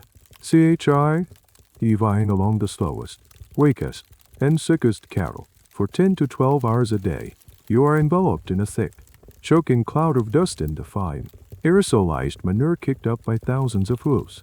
Your bandana, worn over your nose and mouth, is caked with a brown crust by mid-morning. The smell is overpowering. The food, cooked by the camp coonie or cookie from his chuckle gun, is a testament to monotony. Breakfast is coffee, sourdough biscuits, and maybe some bacon. Lunch is the same. Dinner is the same, but with the addition of son of a bitch stew, a concoction made from whatever parts of a freshly slaughtered calf were too tough or undesirable for anything else. Heart, liver, tongue, and marrow gut. It's as disgusting as it sounds, but it's hottened it as protein. You eat it without complaint. And here's a weirdly specific detail of cowboy life: the almost complete absence of water for bathing. On a trail that could last for months, you might get a chance to properly wash yourself and your clothes only a handful of times at major river crossings. You, your clothes, and your bedroll become saturated with a potent mixture of sweat, dust, and cattle filth. The romantic, clean-shaven cowboy of Hollywood is a hygienic impossibility. The real cowboy was unbelievably smelly. The greatest fear on the trail is a stampede. Cattle are nervous, skittish creatures. A clap of thunder, a tumbleweed blowing past, even a man on horseback sneezing at the wrong moment, could spook the entire herd into a panic. Uncontrollable run. A stampede, especially at night, is one of the most terrifying things you will ever experience. It is a thundering, living earthquake of hooves and horns that can crush anything or anyone in its path. You have to ride headlong into the chaos, in the dark, over unfamiliar and treacherous terrain, trying to turn the herd and get them to circle and calm down. It is insanely dangerous work, and you do it for about $1 a day. The historical debate around the cowboy is a fascinating one. Was he the ultimate symbol of American individualism and rugged self-reliance, a free man in a wide open country? Or was he, as some revisionist historians argue, essentially an exploited agricultural laborer on horseback? He had very little autonomy. He followed the orders of the trail boss. He owned nothing but his saddle and his bedroll. The horse and the gun belonged to the cattle company. His career was usually short, ending when he was too old or too broken down to handle the physical demands. The cowboy, far from being a free agent, was often just another cog in the vast corporate machine of the post-Civil War cattle industry. One night, you're on night guard duty, slowly circling the sleeping herd, singing softly to keep them calm. The stars are a brilliant canopy overhead. The only sounds are the gentle lowing of the cattle and the whisper of the wind. For a moment, just a moment, you feel it, a sense of peace, of freedom, of being part of something vast and elemental. This is the moment the myths are made of. Then, a calf goes, a steer shifts its weight, your horse tenses beneath you. The feeling is gone, replaced by the familiar, low-grade anxiety. You are not free. You are a hired hand, a glorified babysitter for 1,000 walking stakes. The freedom of the open range is an illusion. Your real master is the railroad, hundreds of miles to the north, and the insatiable demand for beef back east. You are just a dusty, underpaid, and profoundly unheroic part of the supply chain. After the cattle drive, you take your meager earnings and decide you've had enough of wage labor. It's time to finally live the dream that brought you west. It's time to be a farmer. You use your money to file a claim on a 160-acre plot of land under the Homestead Act. You buy a sack of seeds, a sturdy plow, and a single, sad-looking mule. You stand on your very own piece of America, a vast, flat square of prairie that stretches to the horizon. The silence is profound. This is it. Independence. The first thing you have to do is bust the sod. The prairie is not soft, loamy farmland. The ground is a dense, tangled mat of grass roots that have been growing for centuries, so thick and tough you can barely get a spade into it. Your new plow, pulled by your struggling mule and guided by your own straining muscles, fights for every single inch. Plowing your first acre is a monumental, sweat-soaked achievement that leaves every muscle in your body screaming. You look at the other 159 acres and feel a wave of despair. You managed to get a few acres plowed and planted with corn and wheat before the first winter. You survived that winter in your soddy, battling the cold and the loneliness. Your hopes pinned on the spring thaw and your first harvest. Spring arrives, and tiny green shoots poke through the soil. It feels like a miracle. You've done it. You've imposed your will on the land. Then the land starts to fight back. The first enemy is the wind. It's not just a breeze. It's a constant, desiccating force that blows across the flat, open plains, sucking the moisture from the soil and from your young plants. The sun is the next enemy. It beats down from a cloudless sky for weeks on end, baking the ground into a cracked, concrete hard surface. Your tender shoots of wheat begin to turn yellow and wither. You pray for rain, and sometimes the rain comes, but it is not the gentle, nurturing rain you need. It is a violent, biblical deluge, a thunderstorm that drops so much water so fast that it can't be absorbed. It erodes your carefully plowed topsoil and washes your seeds away. Or worse, it comes with hail like stones the size of marbles, or even golf balls, that shred your crops to ribbons in a matter of minutes.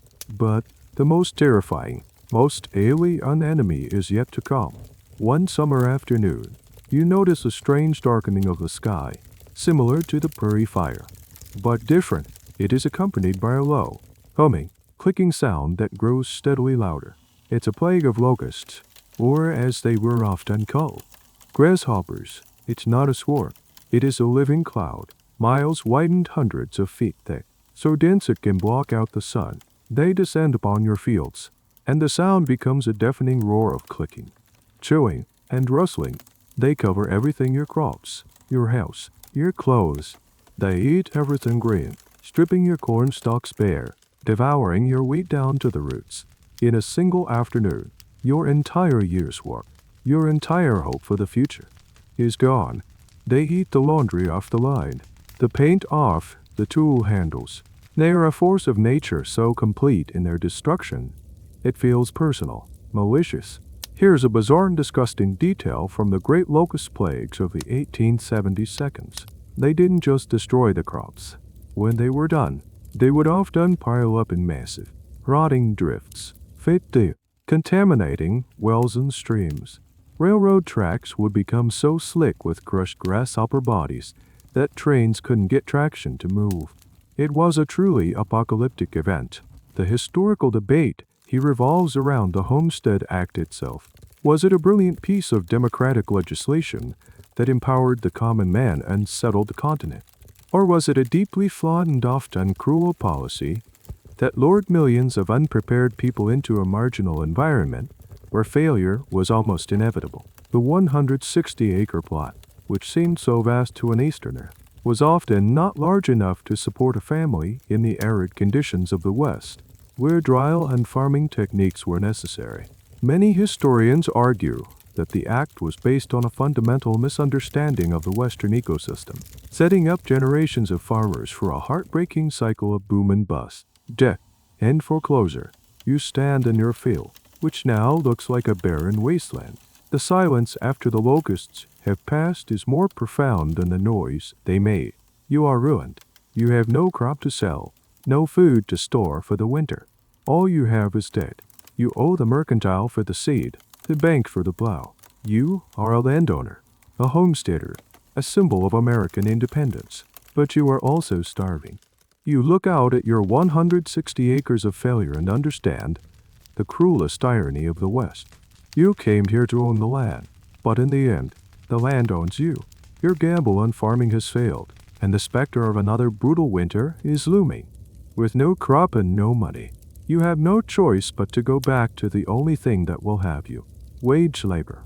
You hear that the railroad is hiring again, this time for a construction crew building a small spur line to a new mining camp.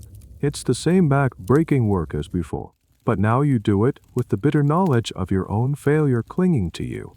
The work camp is a miserable collection of tents and shacks, thrown up alongside the gradually advancing line of track. The days are long and brutal, filled with the clang of sledgehammers on steel spikes and the scraping of shovels on rocky ground. One afternoon, while prying a heavy timber into place with a crowbar, you slip on a loose patch of gravel. The heavy wooden beam shifts, and a large, rusty nail sticking out of it tears a deep, ragged gash in your forearm. In your old life, back in the city, this would be a painful but minor inconvenience. You'd wash it, wrap it in a clean cloth, and complain about it for a few days. Here, in the filthy, remote work camp, a simple cut is a life-threatening emergency. There is no clean water to wash it with, only the brackish, dubious water from the camp barrel. There are no clean bandages, only a strip of cloth torn from your already filthy shirt. You do your best to clean the wound and drop it tightly, but you know it's not enough. Within a day, the area around the cut is red and swollen. By the second day, it's hot to the touch, and angry red streaks are starting to travel up your arm, a terrifying sign of spreading infection. The pain is no longer a sharp sting. It's a deep, throbbing ache that pulses in time with your heartbeat. You feel feverish and weak. Your body is losing the battle against an invisible army of bacteria. Your foreman, a man who sees you not as a person, but as a unit of labor, looks at your arm with a practiced, unsympathetic eye. H.E.S. Seen this 100 times. He gives you two options. Either you keep working, or you're fired. There's no sick leave, no medical care provided by the company. An injured worker is a useless worker. You try to keep up, but the fever and the pain make it impossible. After you nearly collapse while trying to lift a rail, the foreman tells you to collect your pay and get out. You are now sick, unemployed, and alone. You stumble back to the nearest town. Your arm is swollen, useless club of agony. You use the last of your pay to see the same kind of doctor you encountered on the wagon train. He takes one look at your arm, sees the telltale signs of advanced gangrene, and gives you the grim diagnosis. The infection is too deep. The tissue is dying. If he doesn't act, the poison will spread to the rest of your body and kill you. There is only one solution: amputation. This is where you face one of the most brutal realities of 19th century medicine. Before the widespread understanding of germ theory and antiseptic procedures, surgery was a butcher's gamble. And here's a horrifying little fact. Anesthesia, like ether or chloroform, was available, but it wasn't always used, especially in a rough frontier setting. It was sometimes considered too time-consuming or too expensive for a common laborer. The doctor might just give you a bottle of whiskey and a leather strap to bite down on. The historical debate around this is a stark one. How much did the average person in the 19th century actually understand about infection and hygiene?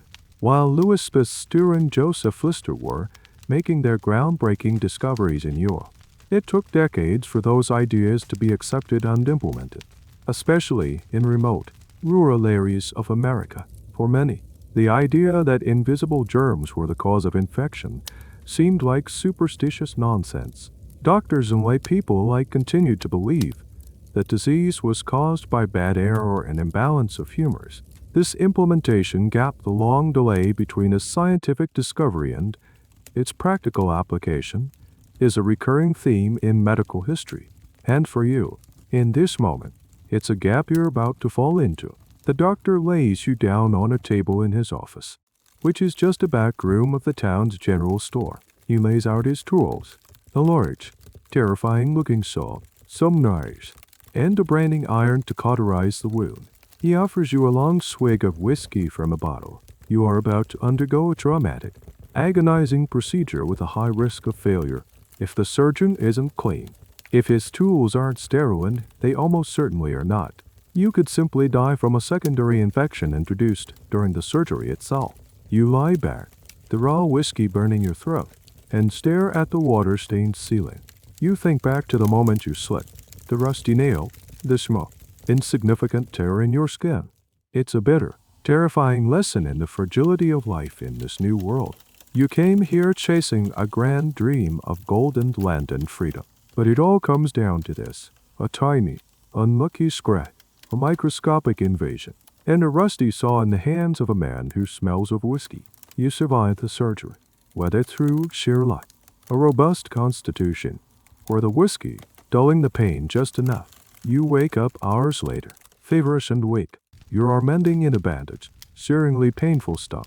You are alive, but you are also maimed. A one-armed man in a world that demands too strong hands for labor. Your already limited prospects have now dwindled to almost nothing. You are forced to live on the absolute fringes of town life, taking whatever charity or odd jobs you can find. This new, marginalized existence brings you into close contact with a different set of neighbors, not the humankind, but the wild ones that share this space with you. The romanticized version of the West involves noble encounters with majestic bison and graceful deer. The reality you now face is a constant, low-grade war with the smaller, more insidious, and often more dangerous wildlife that thrives in the nooks and crannies of a frontier settlement. Your new home might be a dilapidated lean-to on the edge of town, right next to the communal garbage pile.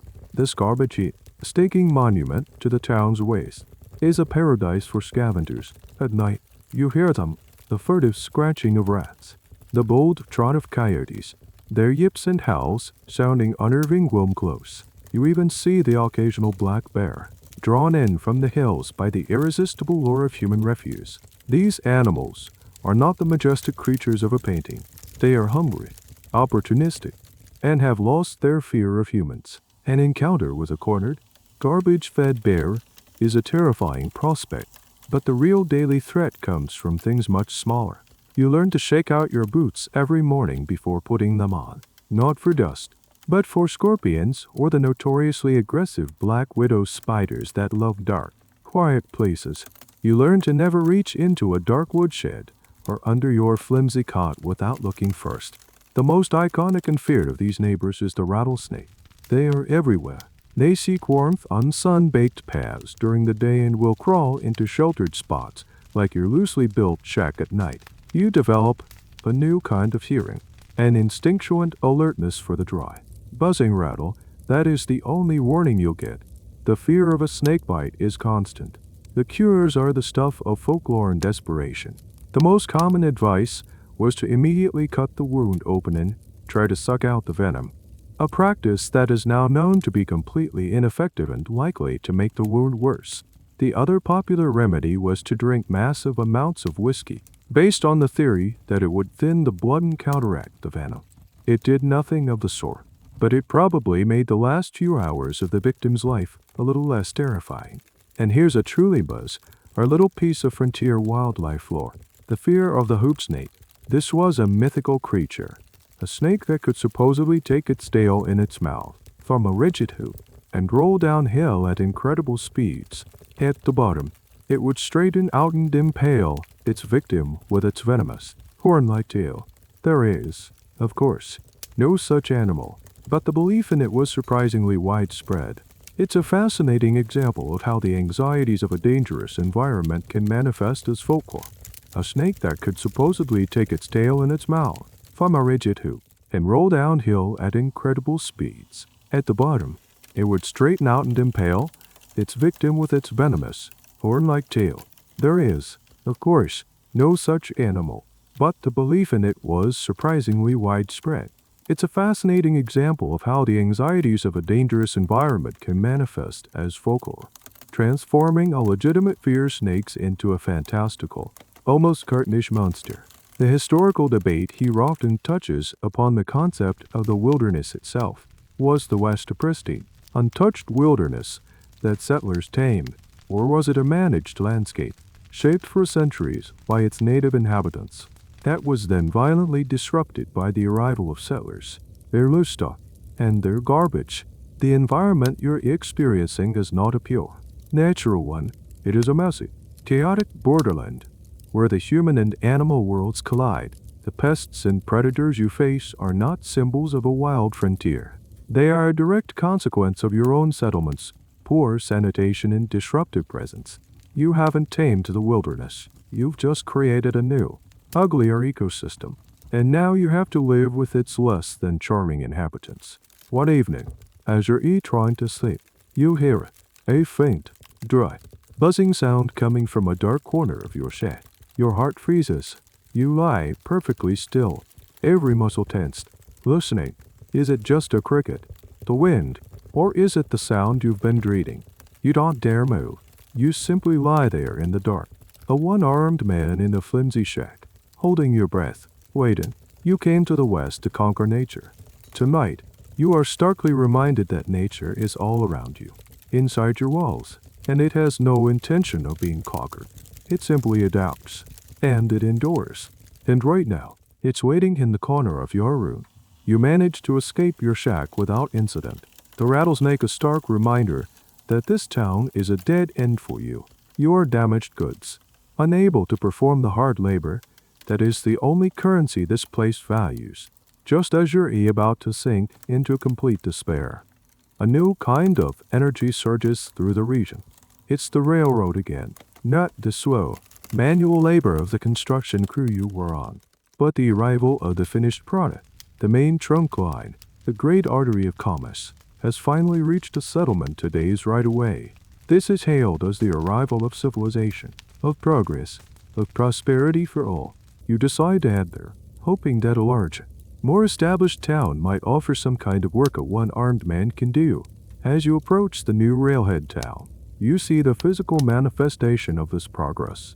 The steel tracks, gleaming in the sun, cut a perfectly straight, unnatural line across the landscape. They are a declaration of human dominance over the curves and contours of nature. But as you get closer, you see the true cost of this progress.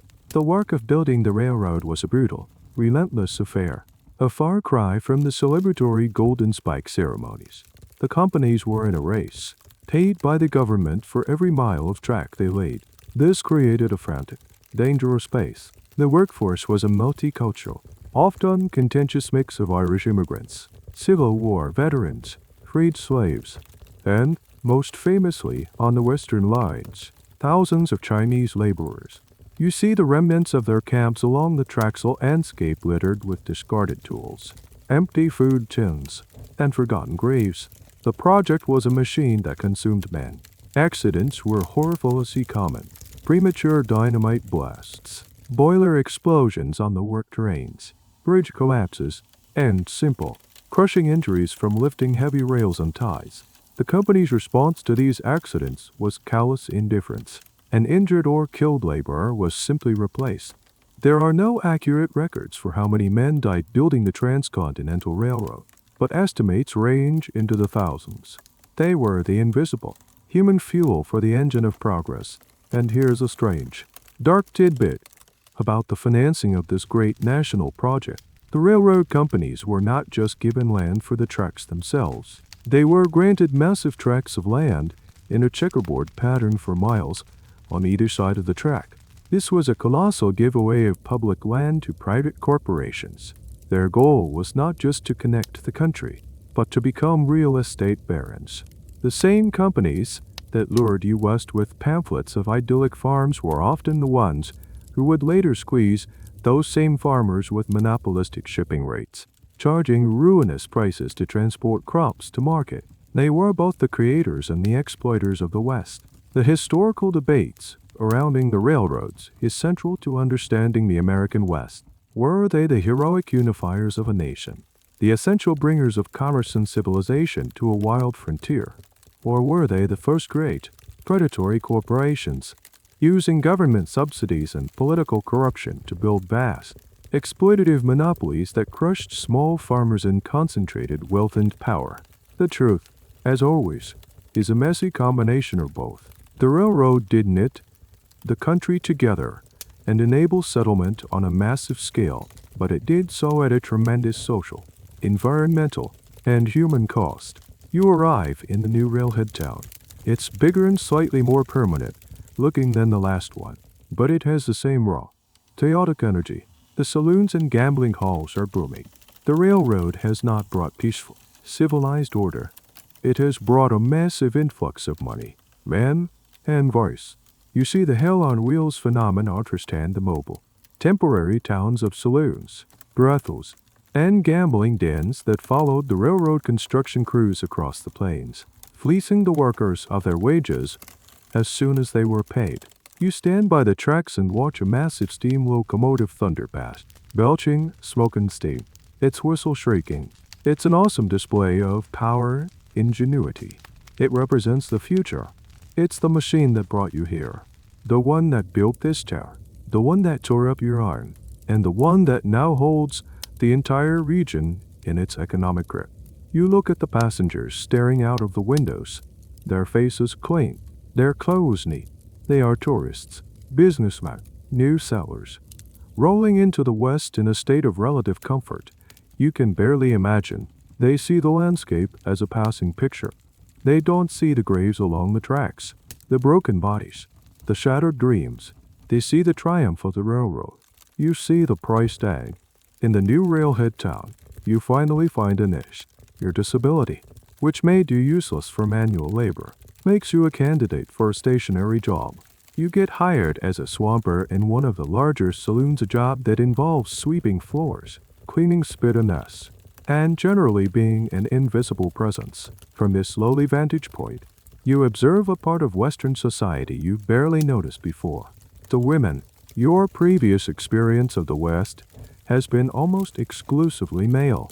The wagon train, the mines, the cattle drive, the railroad camp, they were all overwhelmingly masculine worlds. But in a more established town like this, a fragile social structure is beginning to form, and women are a small but crucial part of it. And you quickly learn that if life in the West was hard for a man, it was exponentially harder and fraught with a different set of dangers for a woman. You see the respectable women first, the wives of the town's merchants, the banker, the railroad agent. They move through the town in a bubble of carefully constructed propriety. Their lives are incredibly circumscribed. Their domain is the home, a small island of domesticity in a sea of mud and rice. Their main purpose is to be a civilizing influence, to replicate the social norms of the East, to literally unfiguratively clean up the town. They organize church socials, temperance meetings, and sewing circles, but their existence is one of profound isolation. They are surrounded by a society that is, at its core, hostile to their presence. Then you see the other women, the ones you work with, the saloon girls, the dance hall hostesses, the prostitutes. In a society with a massive gender imbalance, the oldest profession flourish. These women are often lumped together under the dismissive term soiled doves, but their individual stories are far more complex. Some were drawn by the same promises of opportunity and adventure as the men. Others were widows with no other means of support, or women who were abandoned or escaping abusive situations back home. For many, sex work was not a moral failing, but a rational economic choice in a world that offered them very few. Here's a sad and little-known fact about their lives. Debt. Many of these women were wrapped in a system of debt peonage to the saloon owner or the madam of the brothel. They were charged exorbitant prices for their food, their lodging, and the fancy dresses they were required to wear. Their earnings went to pay off this debt, a debt that was intentionally designed to be impossible to repay. They had traded one kind of prison for another. Their lives were also often short, marked by violence, disease, and the constant threat of unplanned pregnancies in an era with no reliable contraception. The historical debate around women in the West is rich and ongoing. The traditional narrative often presented women into stereotypical roles. The stoic, sunbonneted pioneer mother or the tragic saloon girl with a heart of gold. Modern historians have worked hard to uncover much more diverse and nuanced reality. They study the lives of women homesteaders who ran their own farms, businesswomen who owned their own shops and hotels, and activists who fought for suffrage. In fact, Western territories like Wyoming and Utah were the first places in the U.S. to grant women the right to vote long before the rest of the country. The reasons are complex. Was it a belief in equality, a cynical ploy to attract more female settlers, or something else entirely? It's a question scholars are still untangling. From your corner of the saloon, you watch the nightly performance. You see a young dance hall girl forcing a smile as a drunken cowboy paws at her. You see the tired, hardened eyes of the madam as she counts the evening's take. You see the deep, unbridgeable chasm between these women and the respectable wives who hurry past the saloon doors, pulling their shawls tighter around them. They are two sides of the same coin, both trapped by the rigid expectations of this raw, masculine society. One night, you see a new girl start her first shift. She is young, barely 18, and you can see the terror and confusion in her eyes as she tries to navigate the loud, aggressive world of the saloon. You see in her the same naive hope you once had, the belief that the West would offer a new start, a better life. You watch as an older, more jaded girl quietly takes her aside and gives her a few words of advice, a small, almost invisible act of solidarity in a world designed to exploit them. It's a fleeting moment of humanity in the grimy, smoke-filled room. You realize that the story of the West isn't just one of men conquering the frontier. It is also a story of women surviving it, in ways both tragic and heroic, that are rarely ever told. Life as a saloon swamper is monotonous, but it's a living. You've achieved a state of grim stability. You have a roof, you have food, and no one expects you to lift anything heavy. You've become part of the town's background scenery, the one-armed man who silently mops up the messes left by others. And from this vantage point, you become a connoisseur of the town's casual, mundane violence. One evening, a high-stakes poker game is underway in the back room. The players are not your usual drunken miners. These are serious men. A cattle baron, a railroad official, the owner of the biggest mercantile. The air is thick with cigar smoke and tension. You're clearing glasses from a nearby table when you hear a chair scrape back violently. A voice, low and cold, says, "You've been dealing from the bottom of the deck all night." The accused, the railroad official, just smiles, a thin, unpleasant smirk. He doesn't deny it. He just says, "Prove it. This isn't like the clumsy, drunken shooting you saw before. This is different." The cattle baron, a man used to getting his way, stands up. He doesn't say another word. He just draws his pistol, a fancy, silver-inlaid Colt, and shoots the railroad man in the chest. The sound is shockingly loud in the confined space. The railroad man slumps over the table, scattering chips and cards. What happens next is what truly unnerves you. There is no panic. No one screams or runs for the door. The other players at the table just calmly stand up, pocket their winnings, and walk out of the room. The saloon owner comes over, looks at the body, and sighs not with shock, but with weary annoyance. Like someone just spilled a full bottle of expensive whiskey. He tells you and another worker to take care of it.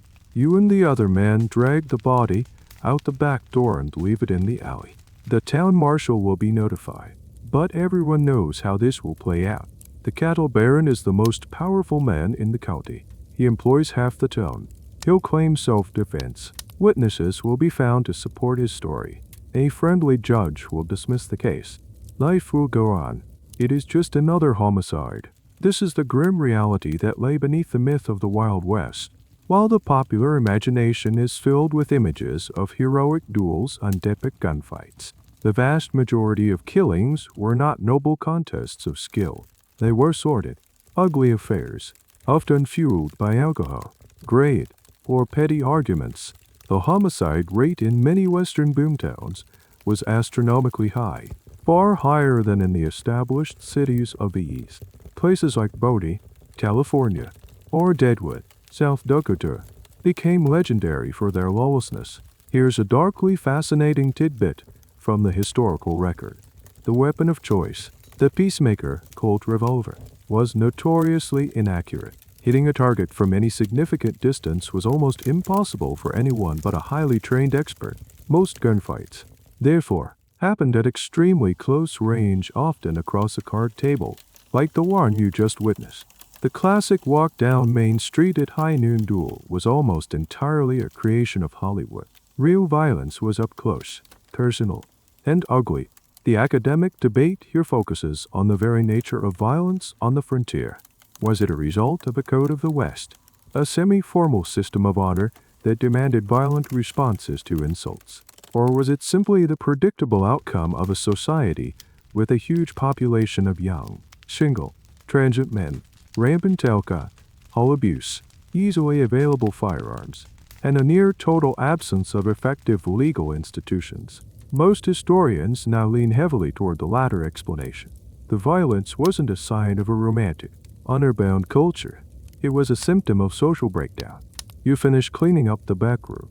You wipe the blood off the table. You gather the scattered cards, one of which has a bullet hole through the king of spades. You sweep the floor. Within an hour, another game has started at the same table. The players laugh and drink and place their bets as if nothing has happened. The dead man is already forgotten, a minor inconvenience, a mess that has been mopped up. You stand in the shadows, leaning on your broom, and a profound coldness settles over you. It is not just the killing that chills you, it's the reaction to it, the casual acceptance, the immediate return to normalcy. You realize that the most dangerous thing about this place isn't the risk of being killed. It is the risk of getting used to it. It's the slow erosion of your own humanity. The point where you can see a man murdered over a card game and your first thought is about the mess you will have to clean up. You've survived the wilderness, the blizzards, the diseases, but you wonder if you're surviving this. Years pass. The raw boomtown has slowly, grudgingly, settled into something resembling a permanent settlement. There's a church with a real steeple now, a schoolhouse, and a few respectable two-story homes with painted fences. You are still the one-armed swamper at the saloon, a ghost of the town's rough past, a fixture that new arrivals barely notice. You've seen men get wet, and you've seen more men die broke. You've seen hope arrive on the morning train and leave, defeated. On the evening one spring afternoon, your boss asked you to clear out a patch of overgrown land behind the saloon to make way for a new ice house. It's light work, mostly pulling weeds and clearing brush. As you're digging up a stubborn clump of sagebrush, your shovel strikes something hard. It's not a rock. You clear away the dirt and uncover the rotting, warped wood of a crude plank. You dig further and realize what you found. It's a grave. A simple, unmarked grave. There is no headstone, no name, no dates, just a forgotten body in a shallow hole. Who was this person? A miner who coughed his lungs out from the dust. A young woman who died in childbirth. A traveler who succumbed to cholera. A man killed in a forgotten bar fight. There is no way to know. This person's entire life, their journey west, their hopes and their struggles, has been completely erased, reduced to a pile of anonymous bones under the future foundation of an ice house. You stand there for a long time, looking down at the grave, and you start to think about the journey that brought you here. You think back to the trail. You remember the faces of the people on the wagon train, the family who lost their child to cholera, the man who was banished for stealing water, the friend who died of a lung infection. You try to remember their names, and with a pang of guilt, you realize you can't recall all of them. Their faces are becoming blurry, fading into a single, collective image of hardship, and you remember the graves, the endless, lonely graves that mark the trail, simple wooden crosses, or just a pile of rocks to keep the coyotes away. For every celebrated pioneer who founded a town or struck a rich vein, how many thousands ended up like this? Anonymous, forgotten, their stories swallowed by the vast, indifferent landscape. They are the silent majority of the westward expansion. This is where you encounter a fascinating, unsomber niche of historical and archaeological study, the search for and identification of lost pioneer graves, using old maps, diary entries, and modern technology like ground-penetrating radar. Researchers try to locate these forgotten burial sites. It's a way of reclaiming the stories that were lost, of giving names back to the nameless. Each grave they find adds a small but vital pixel to the true picture of the West. It's a confirmation of a grim statistic. You were far more likely to end your westward journey in an unmarked grave than you were to end it with a successful gold claim. The historical narrative, by its very nature, tends to focus on the survivors, the winners, the ones who left records. We read the diaries of those who made it, the business ledgers of those who prospered, the letters of those who succeeded. But this creates a profound survivorship bias. It skews our understanding of the past, making success seem more common and survival seem more certain than it actually was. The true history of the West is written not just in the books in the library, but in these unmarked graves, in the silent, overwhelming evidence of failure and loss. The question historians must always ask is, whose story are we not hearing? You look back toward the town, at its new buildings and its veneer of permanence and success. The whole edifice of this civilization is built, quite literally, on top of forgotten bodies. The prosperity of the few is fertilized by the anonymous suffering of the many. The grand, heroic myth of the West, the story of taming a wilderness and building a nation, feels like a profound lie. It's a story that deliberately ignores its own foundation of bones. You gently cover the grave back up. You move to a different spot and resume clearing the land, leaving this small patch of ground undisturbed. It's the only thing you can do. The small, silent act of respect for a fellow traveler whose story has ended. You are a survivor. You made it, in your own broken, humble way. But you know, with a certainty that settles deep in your bones, that you are the exception. This forgotten person, whose name the world will never know, is the rule. The sun is setting, casting long shadows down the town's main street. You stand on the saloon's boardwalk, leaning on your broom, watching the day's end. The raw, chaotic energy of the boom town has faded, replaced by a quieter, more settled rhythm. The railroad brings new goods and new faces every day. The wilderness, which once felt like a hungry beast at the edge of town, has been pushed back, subdued. On the surface, it looks like victory. The West has been won. You look at your reflection in the saloon window. You see an old man with a weathered face and a missing arm.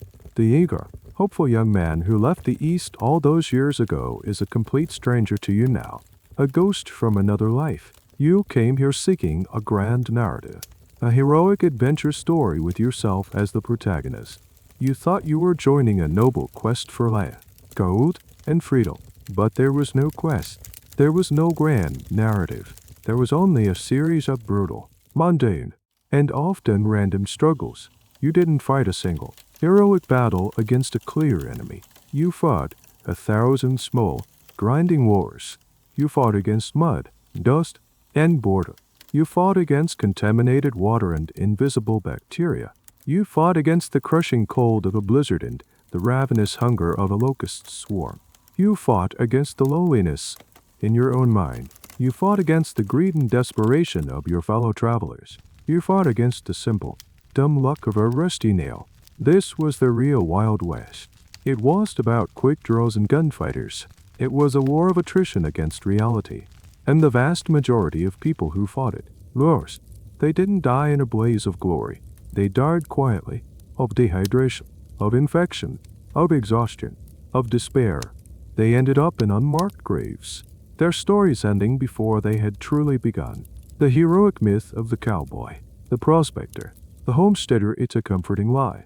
It's a story we tell ourselves to make sense of the immense cost of this chapter of history. We need heroes to justify the suffering. We need romantic myths to paper over the ugly truths of conquest and exploitation. It's easier to celebrate the rugged individualist than to acknowledge the systematic disposing of native peoples, the exploitation of immigrant labor, and the staggering rates of failure and death among the settlers themselves. Here you stumble upon the ultimate, ongoing debate in the study of the American West. Is it a story of triumph or a story of tragedy? A story of progress or a story of conquest? A story of manifest destiny or a story of manifest destruction? The truth is that it is all of these things at once. It's a story too big, too complex, and too contradictory for any single, simple narrative. It's a story of incredible courage and profound cruelty, of inspiring innovation and appalling greed, of building a nation and destroying countless worlds in the process. You watch as a family steps off the evening train. They look hopeful. a little scared, their eyes wide as they take in the strange new town. They are you. 30 years ago, they are carrying the same dreams, the same pamphlets full of lies, the same belief that this place will be different. You know what lies ahead for them, not the glorious adventure they imagine, but a long, hard scrabble for survival. Will they make it? Maybe they'll get lucky. Maybe the land will be kind to them, the weather will be mild, and their neighbors will be decent. Or maybe not. You don't feel bitterness or cynicism. You just feel a deep, bone-weary sense of clarity. The hero's dream is a fantasy for children. The reality for adults is much simpler and much harder. You just try to get through the day. You try to find a small patch of ground to stand on, and you hold on as best you can. You turn away from the window and go back inside the saloon. You pick up your broom. There are floors to be swept, messes to be cleaned. It's not a glorious life. It's not the life you dreamed of, but it's a life you survive. And in the real, unromanticized American West, that is the only victory that truly matters. The light from the saloon spills out onto the dusty street, a lonely rectangle of warmth in the gathering twilight. The day's noise fades, replaced by the chirping of crickets and the distant, mournful cry of the train whistle, a sound that no longer speaks of arrival, but of departure, of a world moving on. You can feel the cool night air begin to settle, a gentle relief after the day's heat.